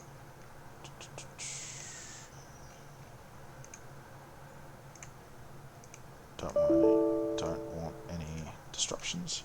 Right. So that's movement and reserve summarized. Right? And that's all I really wanted to cover in regards to movement in this video. I really can't go in depth into what DG and exploitation is right now. They really deserve their own readings when they come up throughout the gameplay. Alright, as this tutorial is accompanied by some basic gameplay. But to give you a brief description, without even reading it, they'll get a more detailed read when they come up. Disorganized is a penalty mode, basically speaking. You don't want to be disorganized. It happens as a result of combat, barrage, etc. It hurts the statistics of your unit. You don't want to be in that mode, right? And it's involuntary for that reason. However, exploitation is also involuntary, but you do want to be in that mode. And think of exploitation as a reward. It's a reward for succeeding really good under the right conditions, and it allows you to squeeze more performance out of your units, right? Again, that's not going too deep into how it works exactly. It has a whole section of the manual just for itself. But that's just a brief overview of what they are. They're going to get a more detailed explanation as they come up over the course of the tutorial, right? For now, the primary focus of modes in this tutorial, as we could say modes part 1, is movement, strat mode, the very basics of combat and movement mode. So what I'm going to do now is I'm just going to give you a few more examples of movement as I move the remainder of my ground units on the board. Let's go with this guy down here, right? This parachute infantry battalion, right? I want to move him... Well, why don't we move him south, just for the fun of it, right? I'm going to put him into his movement mode. I don't want to put him into strat mode. I don't want to make him defenseless. And I'm just going to start moving him south. Starting with here. Oh, I've just walked onto an enemy airbase. It's an enemy airbase because it's blue. However, if you're playing on a board, it'll just be yellow. But because of this, if you set up the game, you would have noticed that these air bases exist in the setup category for the Axis. They are Axis air bases, and as a matter of fact, if you don't capture them, they're still usable to the Axis. Just a little note for you players out there, right? But what happens when I step on it? There's no aircraft here. Well, look, I'm going to go into what happens a bit more detail in a later video when we cover specialized combats. But for now, if you're stepping onto an airbase and there's no other air units on it, it's not too complicated. It just switches sides, just like that. It is now immediately usable to you. And I may do some things with it later. Bear in mind, I'm not doing everything that I would normally do in an opening turn. I'm not going to make a perfect turn or anything like that. I'm only doing things that are relevant to the tutorial that I'm making. But yeah, look, stepping over an airbase like that, it's going to switch sides. I've captured it. The more specific details of what happens when airbases are captured will be covered in a later video. But anyhow, 1, 2... And as you can see here, I am moving just like I move the military police units. Right? It's the same cost. It's leg. Half a movement point for each hex crossed. 2, 3, 4, 5. Now, as you can see here, I just moved through some rough terrain and some mountains, but I didn't have to pay for it. Why?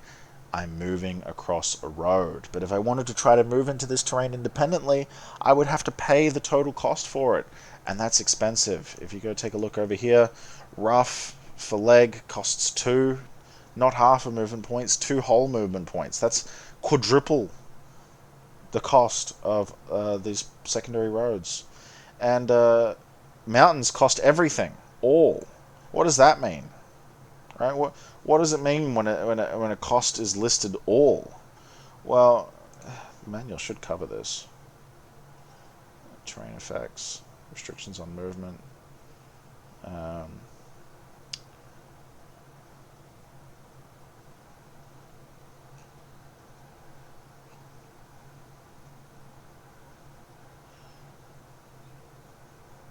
Interesting. I'm not sure exactly where it's listed, but I can just tell you this off the cuff.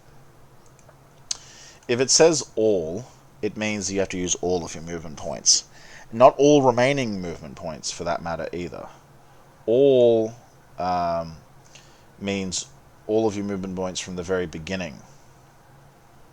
Let me see if I can actually find that.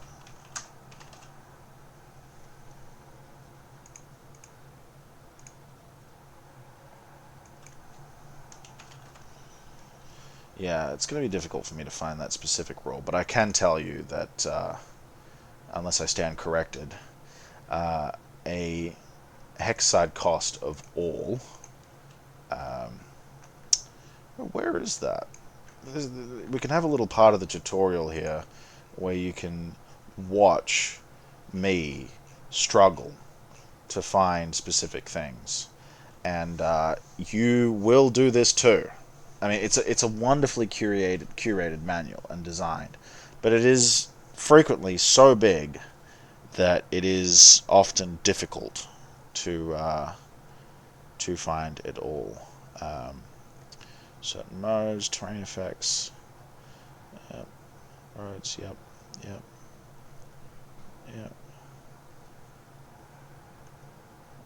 Water has exceptions. Fascinating. Well, I might follow this up in the comments, but I can't really remember where it's written. But in any specific manual, a cost listed of all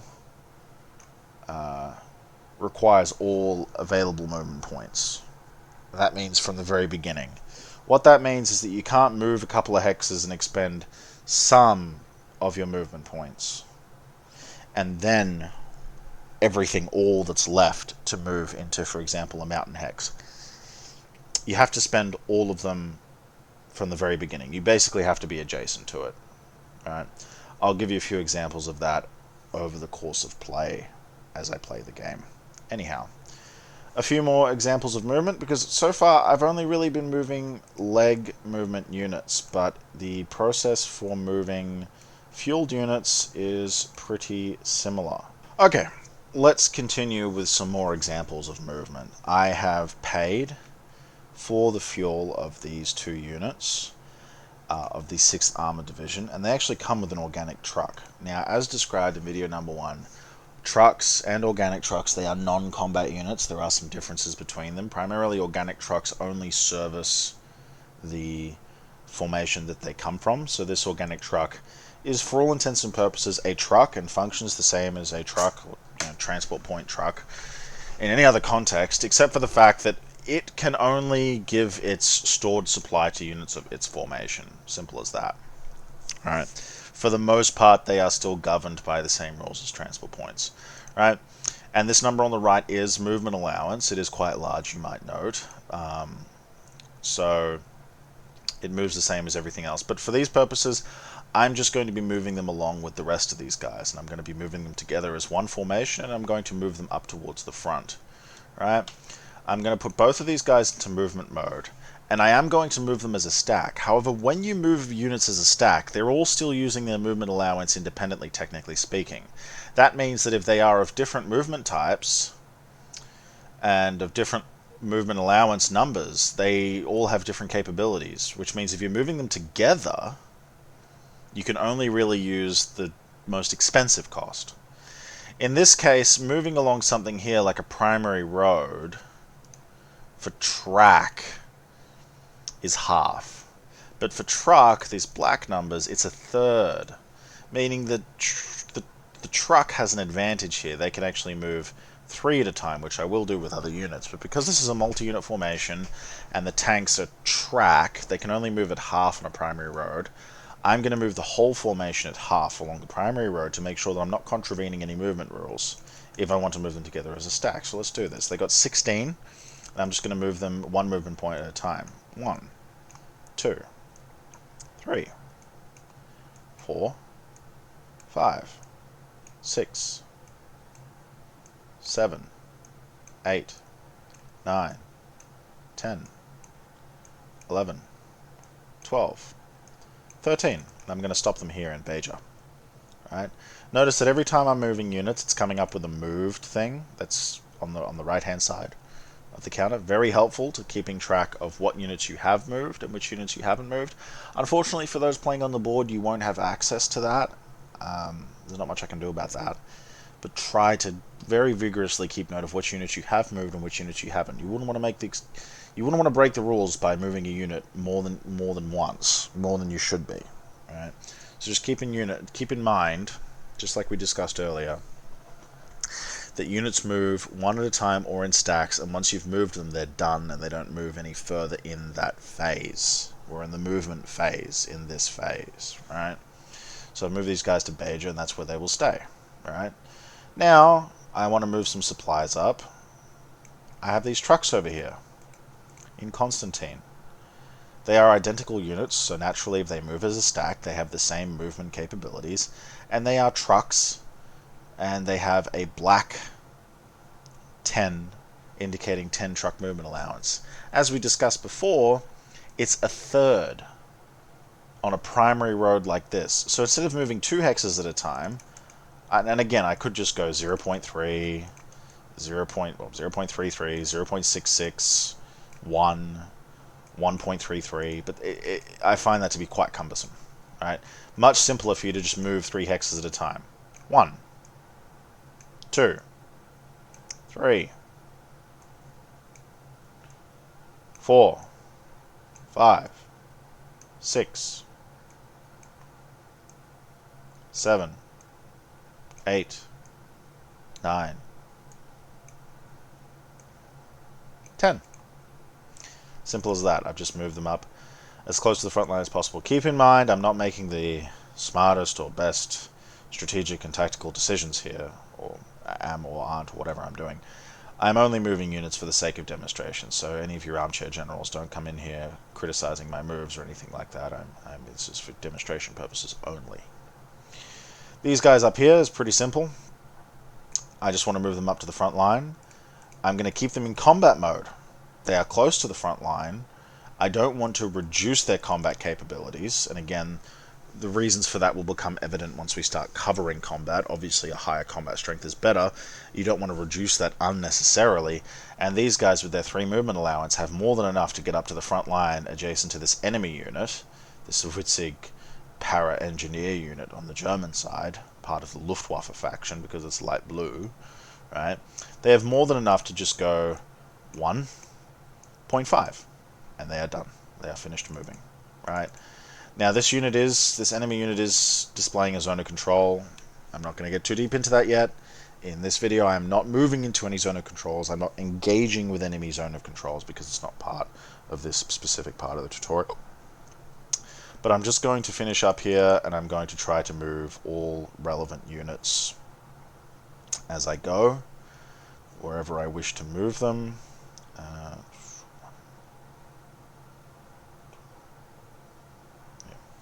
Right.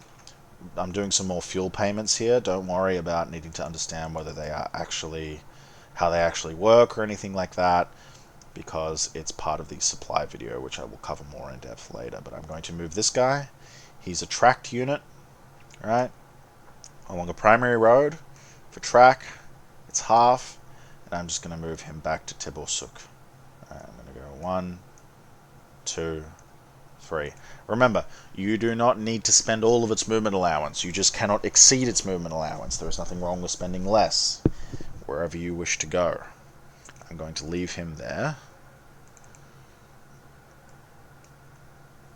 And let's zoom out, see if there's any other unit movements that I may wish to do for any ground units that are still on the map. I've moved him. I think I will move this guy. Zoom in, give you an exact demonstration of what I'm doing. Alright. This is a leg movement unit. I'm going to keep him in his combat mode. And once again, 1, 2, 3.5. And I'm going to stop him here at this crossroad town called Lekef. Right.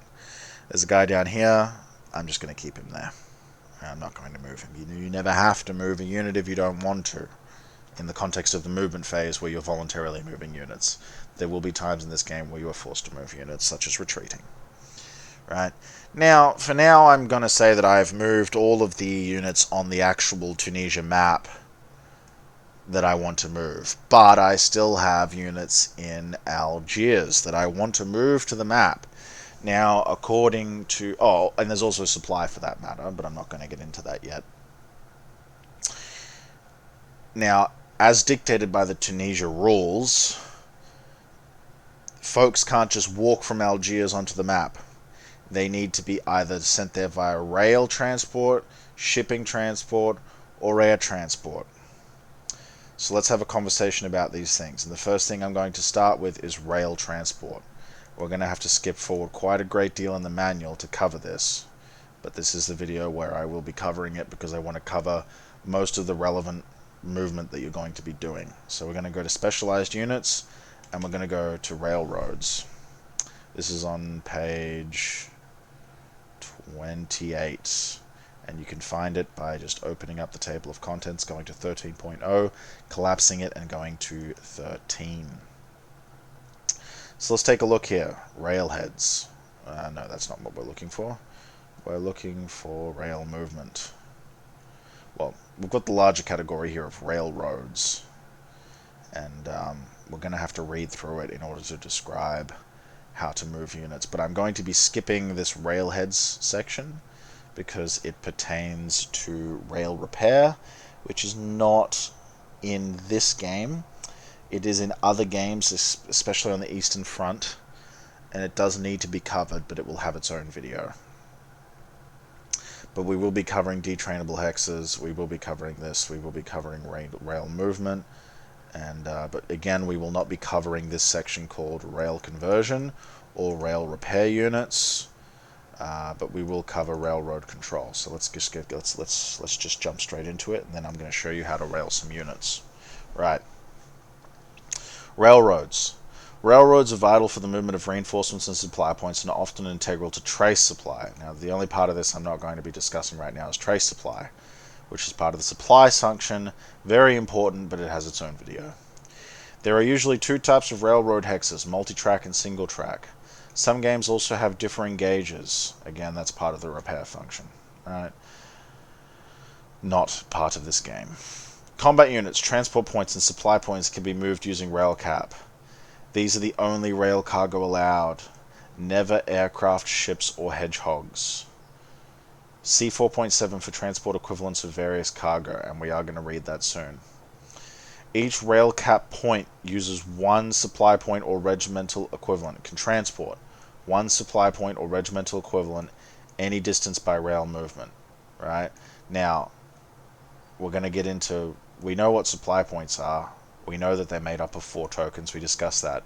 We don't really know what regimental equivalents are. It needs to be covered in more detail, which we will be doing in this video soon. Right? There are 2 possible modifications. If cargo is moved along a path that includes 1 or more train busting zones, double the rail cap cost. That's train busting. I'm not going to be getting into that right now. If cargo is moved along a path that has entirely multi-track hexes, half the normal rail cap cost. There is no multi-track rail hexes in this game in particular, so I'm not going to cover that right now, but it will come up in a later video. I will do a larger video on rail repair and double railroads. We'll use Smolensk for that. Rail cap is available every turn at levels specified by scenario rules. It cannot be saved for use in another movement phase. Rail cap can only be used in the movement phase, never during reaction or exploitation. So only in the phase that we're in right now can we use rail cap. Detrainable hexes. A railroad hex is detrainable if it meets all of these requirements. Now, what does detrainable mean? What that basically means is, for our purposes right now, it means cargo can be dropped off there. So it's detrainable if it meets all of these requirements. It has a village, city of any size, a port, or an engineer-capable HQ. So village, city, also in this game, points of interest, the yellow dots are detrainable. That's listed by the game rules. So these yellow dots, these villages, any cities I might come across, which I don't really control. Oh, well, Bonn is a city. Again, that's detrainable, right? It has to be under control, and we'll talk about what defines control shortly. And it has to have a railway path free of enemy zone of control back to a supply source. Extender links can be part of this trace supply, but not for moving cargo. Now, we're not going to talk about extenders, we're not going to be talking about zone of control right now, but they do block these rail paths, so they'll come up a little bit later, right? Note, enemy zone of control cannot be negated to move cargo, but it can be used to connect with a supply source. Again, something we're going to talk about a bit more in detail later with zone of control. Railheads, I told you we're going to skip this section, so we're going to go straight to 13.3. Rail movement includes 3 steps: entrain, move, detrain, and we're going to be going through these steps shortly. All 3 steps must be done in the same phase. 1. To entrain, the cargo must be in a detrainable railroad hex that is not in an enemy zone of control. A unit moving by rail must be in movement mode and can expend up to half of its movement allowance in the phase before entraining. I'm not going to be showing that, but keep that in mind, that you can move up to half of your movement allowance in movement mode, and you must be in movement mode before you entrain at a detrainable hex. For the purposes of what we're talking about, Algiers is a detrainable hex. It's just off map and connects to the map via the railroads coming in from the west. Right. Reinforcements and supply points can entrain off map if their arrival hex contains a railroad. There you go. Exactly what I'm talking about. To move, the cargo follows a path of connected rail hexes that does not enter a hex with an enemy combat unit or zone of control. Rail hexes that are the wrong gauge or uncontrolled cannot be used. Now, zone of control I'm not going to cover right here, but enemy combat units, that's any enemy combat units, right? You cannot move through them, right?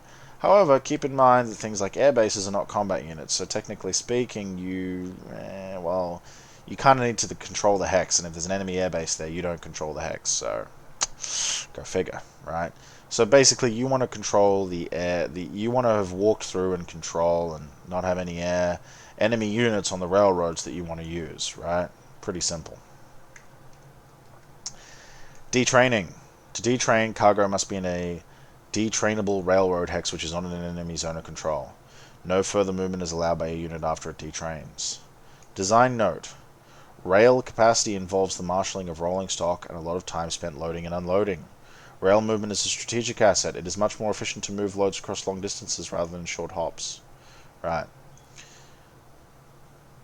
Now, a quick note on the zone of control stuff. The zone of control rules in this game have a long list of exactly everything that it actually does affect. So don't worry about the fact that you're hearing zone of control in all of these different categories of the manual. There is one chapter where it summarizes everything in this game that it affects, so it's much easier to understand. We'll get to that in a later episode. Again, rail conversion and rail repair units we're not covering right now. That is for a different video. But railroad control. Players can only trace rail paths into or through detrainable hexes they control. Initial control is based on the front line. Use common sense. Control changes when an enemy combat unit enters the hex or when the hex is now on the enemy side of the front line.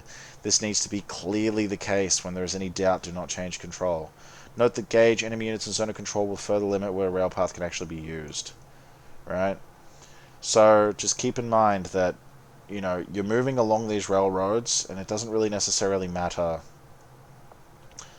who last walked through the railroad. What matters is who last walked through the train station.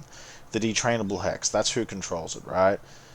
Now, who controls them at the start of the game? Tunisia is a great example of this, right? So if you actually go to the Tunisia rules and you go to the scenario setup, as with many other scenarios, it will often tell you, right? The Allies control 3 ports at the start: Philippeville, Bonn, and Tabarka. The rest are initially under Axis control, right? It tells you that much, but how do you know who controls these detrainable hexes, right? Again, it's based on frontline control. So in this case, it just says use common sense, right? However, it needs to be clearly the case, right? So in the case down here, it's all up for grabs. But in the case of where obviously there are a lot of allied combat units, that would be considered essentially the front line. Furthermore, allied combat units are moving throughout this first turn, so they are moving through detrainable hexes. They are essentially capturing them. So it's usually pretty simple to understand which detrainable hexes are yours and which are the enemies, but usually you can refer to the game-specific rules if there's any confusion, right? But now that we've actually read this, we can finally begin with an actual demonstration of how this works, right? There was something mentioned throughout these rules called rail cap. There's caps in these games. Rail cap, C caps. Let's start with rail cap. Rail cap dictates in a game turn how much you can actually move via rail. So let's take a look and see what our rail cap is. Where can we find it? Well, if you're playing on the board outside on your table, right, you can find it on the back of your arrival sheet, right, under Allied shipping chart, right.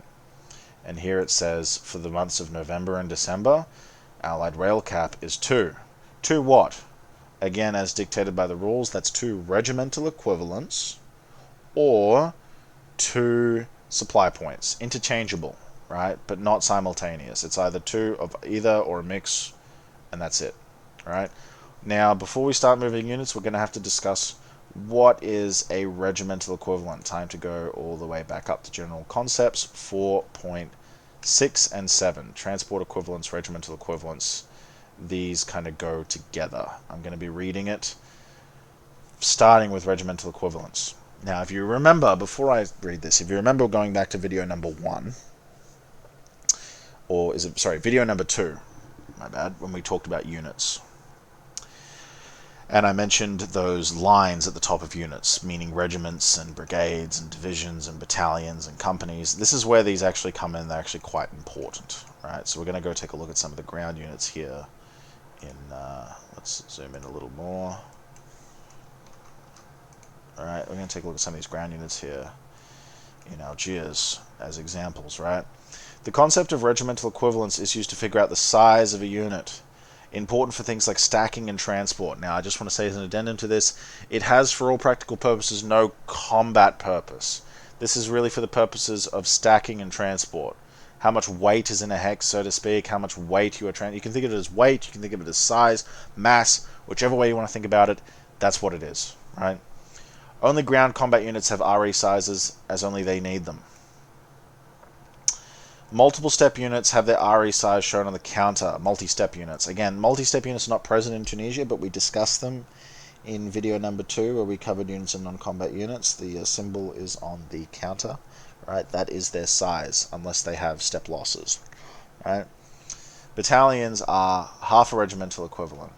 Replacement units and company-sized units are a quarter of a regimental equivalent, right? So these are a quarter of a regimental equivalent. Battalions are half of a regimental equivalent. These are battalions. How do I know that they are battalions? They've got the 2 stripes at the top of the unit, right? All other units are 1 regimental equivalent, and there may be game-specific exceptions, but for now, this is a brigade, it's 1 regimental equivalent. This is a regiment, it's 1 regimental equivalent, as the name of the thing would imply, right? Battalion, half a regimental equivalent. Battalion, half a regimental equivalent. Battalion, half a regimental equivalent. Brigade, a regimental equivalent. Regiment, a regimental equivalent. Packs and equipment, and company-sized units, aka a unit with 1 stripe, which is not in front of me right now, but I can give you an example of later. They are a quarter of a regimental equivalent, right? So further to that then, these 2 units together are a regimental equivalent, right? 2 battalions are a regimental equivalent. These 4 units together, since they are a quarter each, they become 1 regimental equivalent, right? A multi-steps regimental equivalent is reduced by step losses, which we'll get into later. All other combat units are 1 step for loss purposes, regardless of regimental equivalent size. Some games have exceptions to this rule, right? Now, steps and regimental equivalents are 2 separate concepts, right? And It's important to remember that because, like I said, regimental equivalents are used for mass and size measurements, generally speaking, whereas steps are used for losses, combat losses, things relating to combat. That's just general description. There might be exceptions to that, but you'll find that those two measurements are used in those contexts. Now, this segues directly into transport equivalents, which is what we're going to be using for judging what we can and can't transport and how much, right? So let's take a look here. Combat units, transport points, and supply points can be transported by rail, air, landing craft, and abstract shipping. A transport point can only carry supply points, right? So keep in mind that trucks, like the ones I was moving on the map, they can't move combat units. They only move supply points, right? But rail, air, and landing craft and abstract shipping, I'm not going to be using landing craft, but I will use rail, air, and abstract shipping. They can transport combat units, transport points, and supply points, which I will be doing. Alright? Regimental equivalents and supply points are interchangeable transport equivalents. One point of rail capacity can move either one supply point or one regimental equivalent, or a combination, such as 2T of supply and half a regimental equivalent of units. So try to keep that in mind. Right? One regimental equivalent equals one supply point, and the divisions of those values also equal each other. 2T equals half a regimental equivalent. It will take time to get this drilled into your head, but it's very important for measurement, right? The supply system, transport system in these games, they're pretty in-depth, so you need to keep these things in mind. Now, special rule here. If a unit's printed movement allowance in move mode is from 1 to 6 leg movement points inclusive, its transport equivalent is halved. For all other units, the transport equivalent is the same as the RE size. This is an exception, and I will be using it throughout this demonstration right now. What it essentially means is that if a unit has 6 leg movement points or less in its movement mode, it's a bunch of blokes. It's just the dudes. It's a bunch of fleshy men, which are very easy to transport compared to tanks and munitions and big artillery pieces, etc., etc. What this rule represents is that it's obviously going to be easier to move large groups of men en masse as opposed to huge pieces of equipment which take more time and don't move themselves on their own 2 feet. Right? I'll show you exactly how this works as I do the demonstration. Transport points can load and carry a number of supply points equal to their point value. Let me give you an example of this. Let's go over to here and look at these transport points, right? Point value is the number on the left. It's not combat strength. It's point value, right? So these transport units can carry 1 supply point. Remember that transport points can only carry supply points, right? This one's only carrying 3T as pointed to the label. If you're playing on the board, you won't have labels. You just have to memorize what it's carrying or carry the supply underneath it or use a piece of paper like I do, right? So transport points can be carried by landing craft, rail, or shipping, but not by air. Count only the size of the transport points when figuring out the transportation equivalent. Whether loaded with supply points or not, it always takes 1 point of capacity to ship 1 transport point. Pretty simple, right? Every now and then you will be using rail and sea to transport these kinds of trucks and whatever else to the map to be used and moved around. Movement and transport. A unit cannot be moved by more than one type of transport in a phase. For instance, a unit is not allowed to move by rail to an airbase and then immediately use air transport. Furthermore, ground units cannot spend any movement points in a phase they make air drops or beach assaults, or when they move by shipping. Sometimes, however, half movement allowance can be spent by units being transported before they use rail cap, before and or after using air transport, and after alt landings, which are naval landings that require a roll, but never in cases where no alt roll is made. Right? Again, I'm going to be getting into that in further detail a little bit later. Right?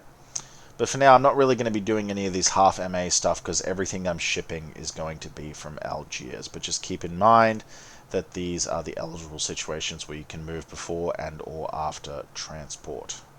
So with that being said, let's just get straight into it with the transport demonstrations. I'm going to start with rail transport.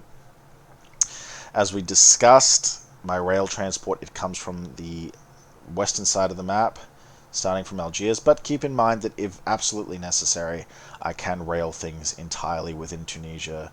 Well, not, sorry, Tunisia's a misnomer, right? There is a specific rule in this game that you can only ship things in Algeria, right? But this is the Tunisia 2 map.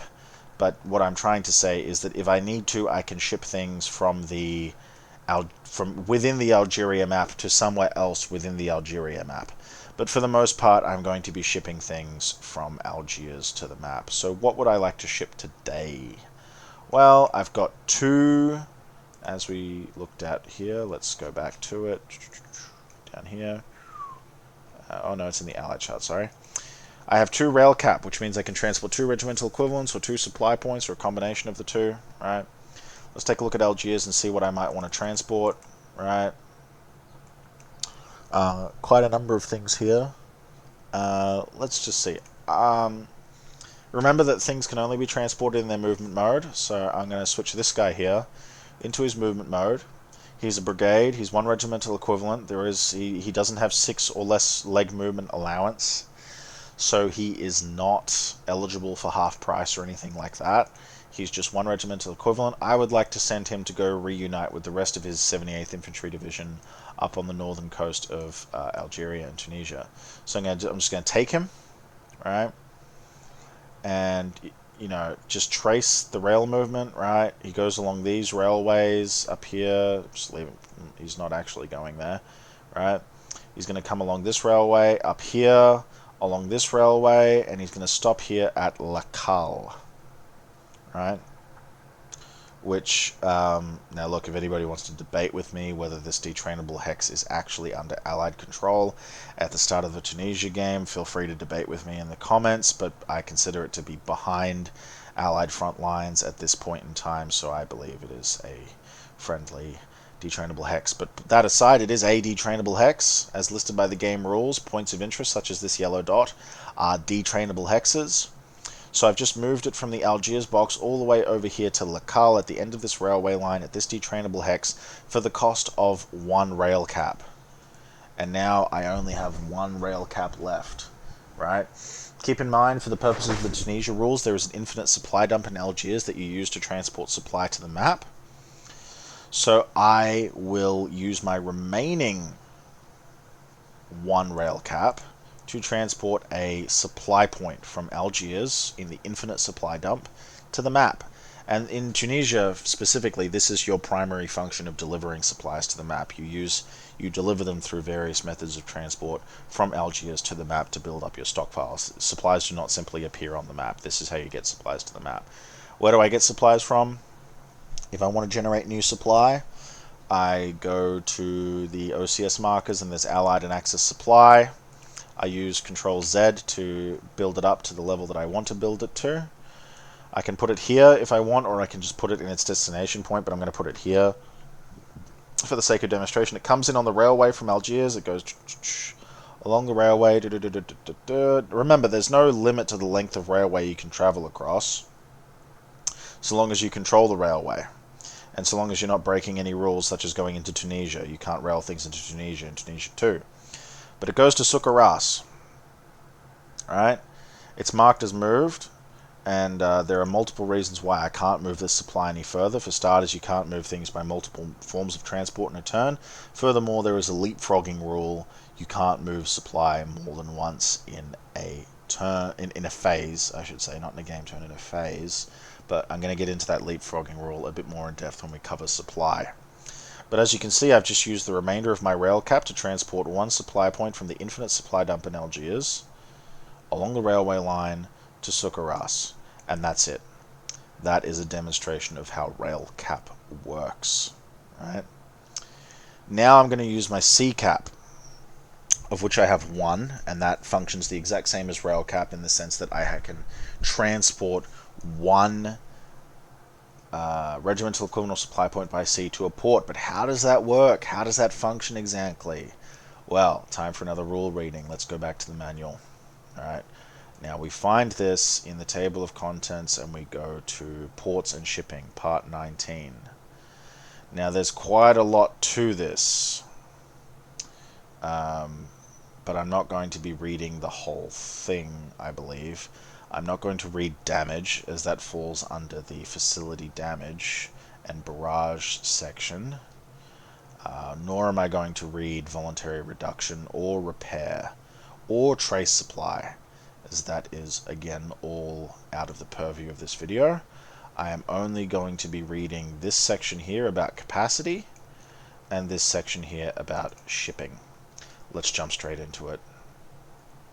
Ports and shipping. Ports are printed on the map with an anchor symbol. Let's just use this button here and zoom in. Here's bone. Anchor symbol. That's how you know it's a port. Right? And capacity. And that's listed here. Right? Cap and damage. Right? Cap stands for capacity. In case you didn't know that. Ports are non-combat units, so it takes an attack-capable enemy unit to enter these hexes. See 9.14H for port capture. Capacity. Port capacity is the number of supply points allowed to load and unload in a single phase. For example, a port with a 1T capacity could not load... A port with a 1T capacity could load or unload 1T in a phase, but not both. Units and supplies coming into the port without an alt roll count against the capacity of a port, as does normal shipping. Right? Again, I'm not going to get into what an alt roll is. That's a naval landing. Right? But put simply, here is the cap. Sorry, if I just turn units back on, you can see that the port hits is over here. I'm not going to get into port damage right now. That relates to barrages and such. So this port is not damaged or anything like that. So with the hits being 0, its port cap is 1. Bond has a port cap of 1. And that is just as simple to the shipping cap. It's the same unit of measurement. It's 1T, regimental equivalents, etc., right? Ports with a capacity above 0 can choose to use their full capacity to load or unload a single combat unit whose transport equivalent exceeds the port's current capacity. This can be only loading or unloading performed at the port during the phase. A port is shut down when in an enemy zone of control. I'm not going to get into that section because it relates to zone of control. It requires its own larger explanation. But I do want to talk a little bit more about this capacity above 0, right? It's possible to exceed a port's capacity if you're moving one unit that is bigger than that capacity. So I'm not going to look at Bond for this. I'm going to look at Tabaka, right? Here is Tabaka, and it has a port cap listed here of 2T, right?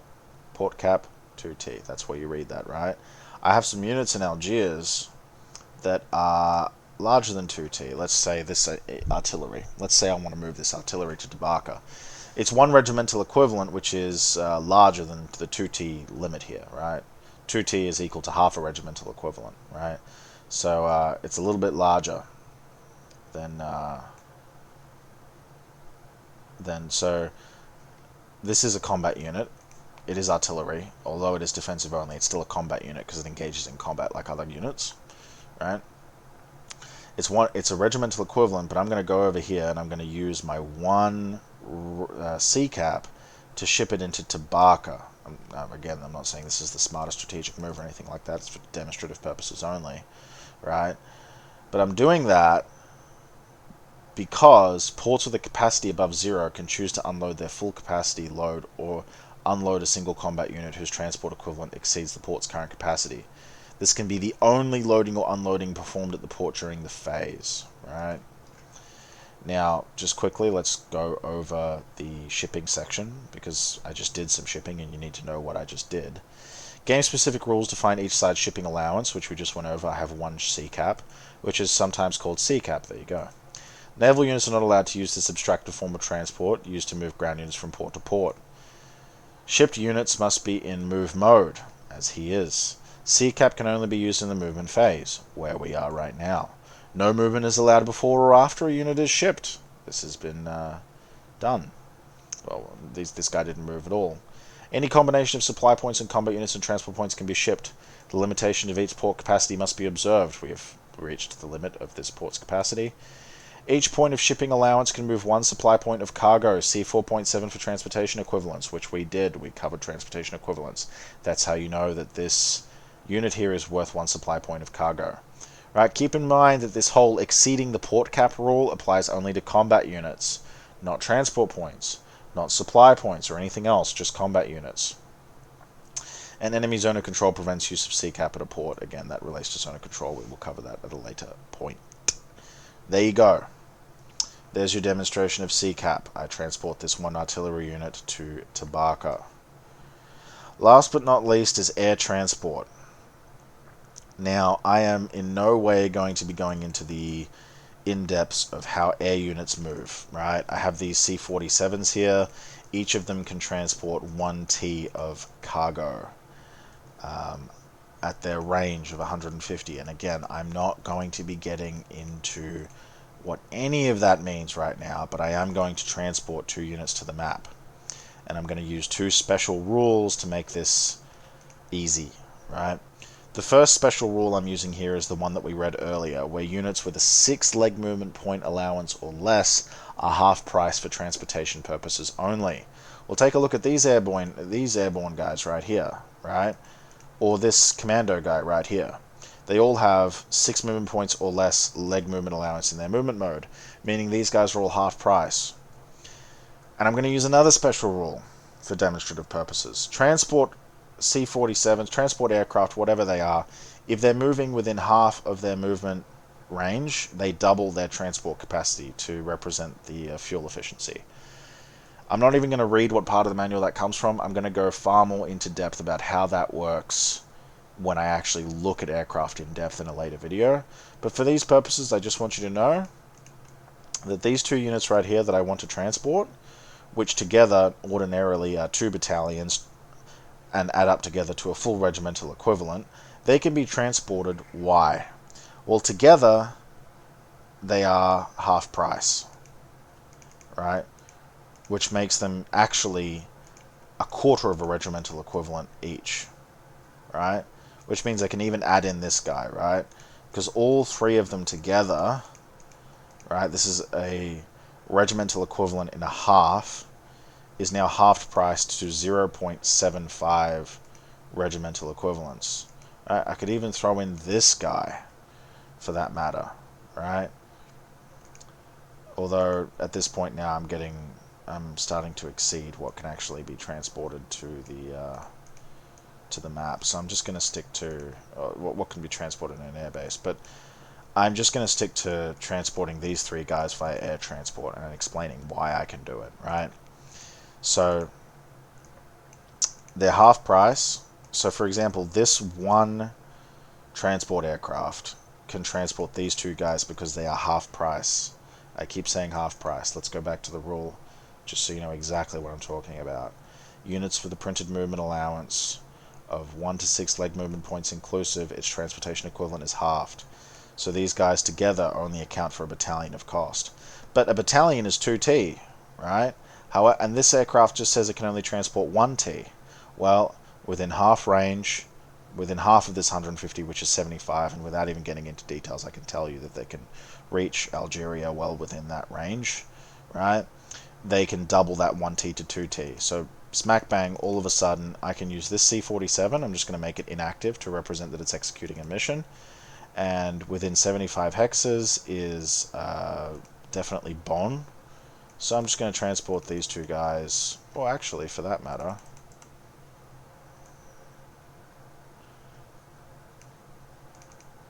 yeah, I can actually transport them here to this airstrip at Tabaka. Well, however, no, it's only a 2T unloading capacity. That's a good question, actually. Let's do some investigation. Unfortunately, I'm going to be looking at things that aren't in the scope of this tutorial right here. But if I go take a look at air bases and the capabilities of air bases,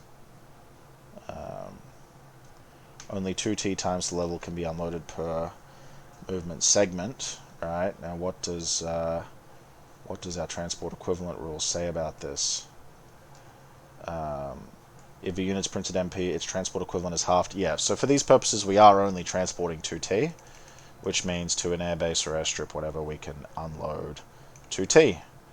And so I just use that aircraft again to move ground units to the map, which is just another method of moving ground units. I understand that was a little bit disjointed and difficult to understand. Air transport, air drops, air missions in general will have their own category to be covered. I'll just use the other C-47 to move this guy to another airbase over here at Bonn. And there we go, right? And can he move? Can these guys move, right? Sometimes a half movement allowance can be spent by units being transported before and after when using air transport. So these guys still have half of their movement allowance. So he being moved to Bonn can now go 1, 2.5. And these guys, although I'm obviously a little bit out of the order of actions here, can move half of their movement allowance. So I'm just going to move them up here. Alright. And there you go. That's a demonstration of air transport, although obviously it needs to be a little bit more in depth when I do the air video in general. Right? So that's everything I wanted to show today, and it also happens to be the movement phase of, or most of the movement phase of the allied player turn.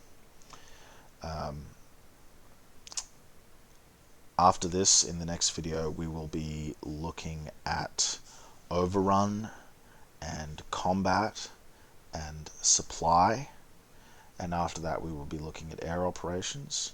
I know this has been a bit of a longer video, but there was a lot to cover in conjunction with one another, so thanks for joining me today.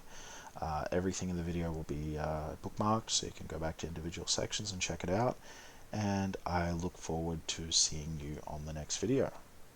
So until next time.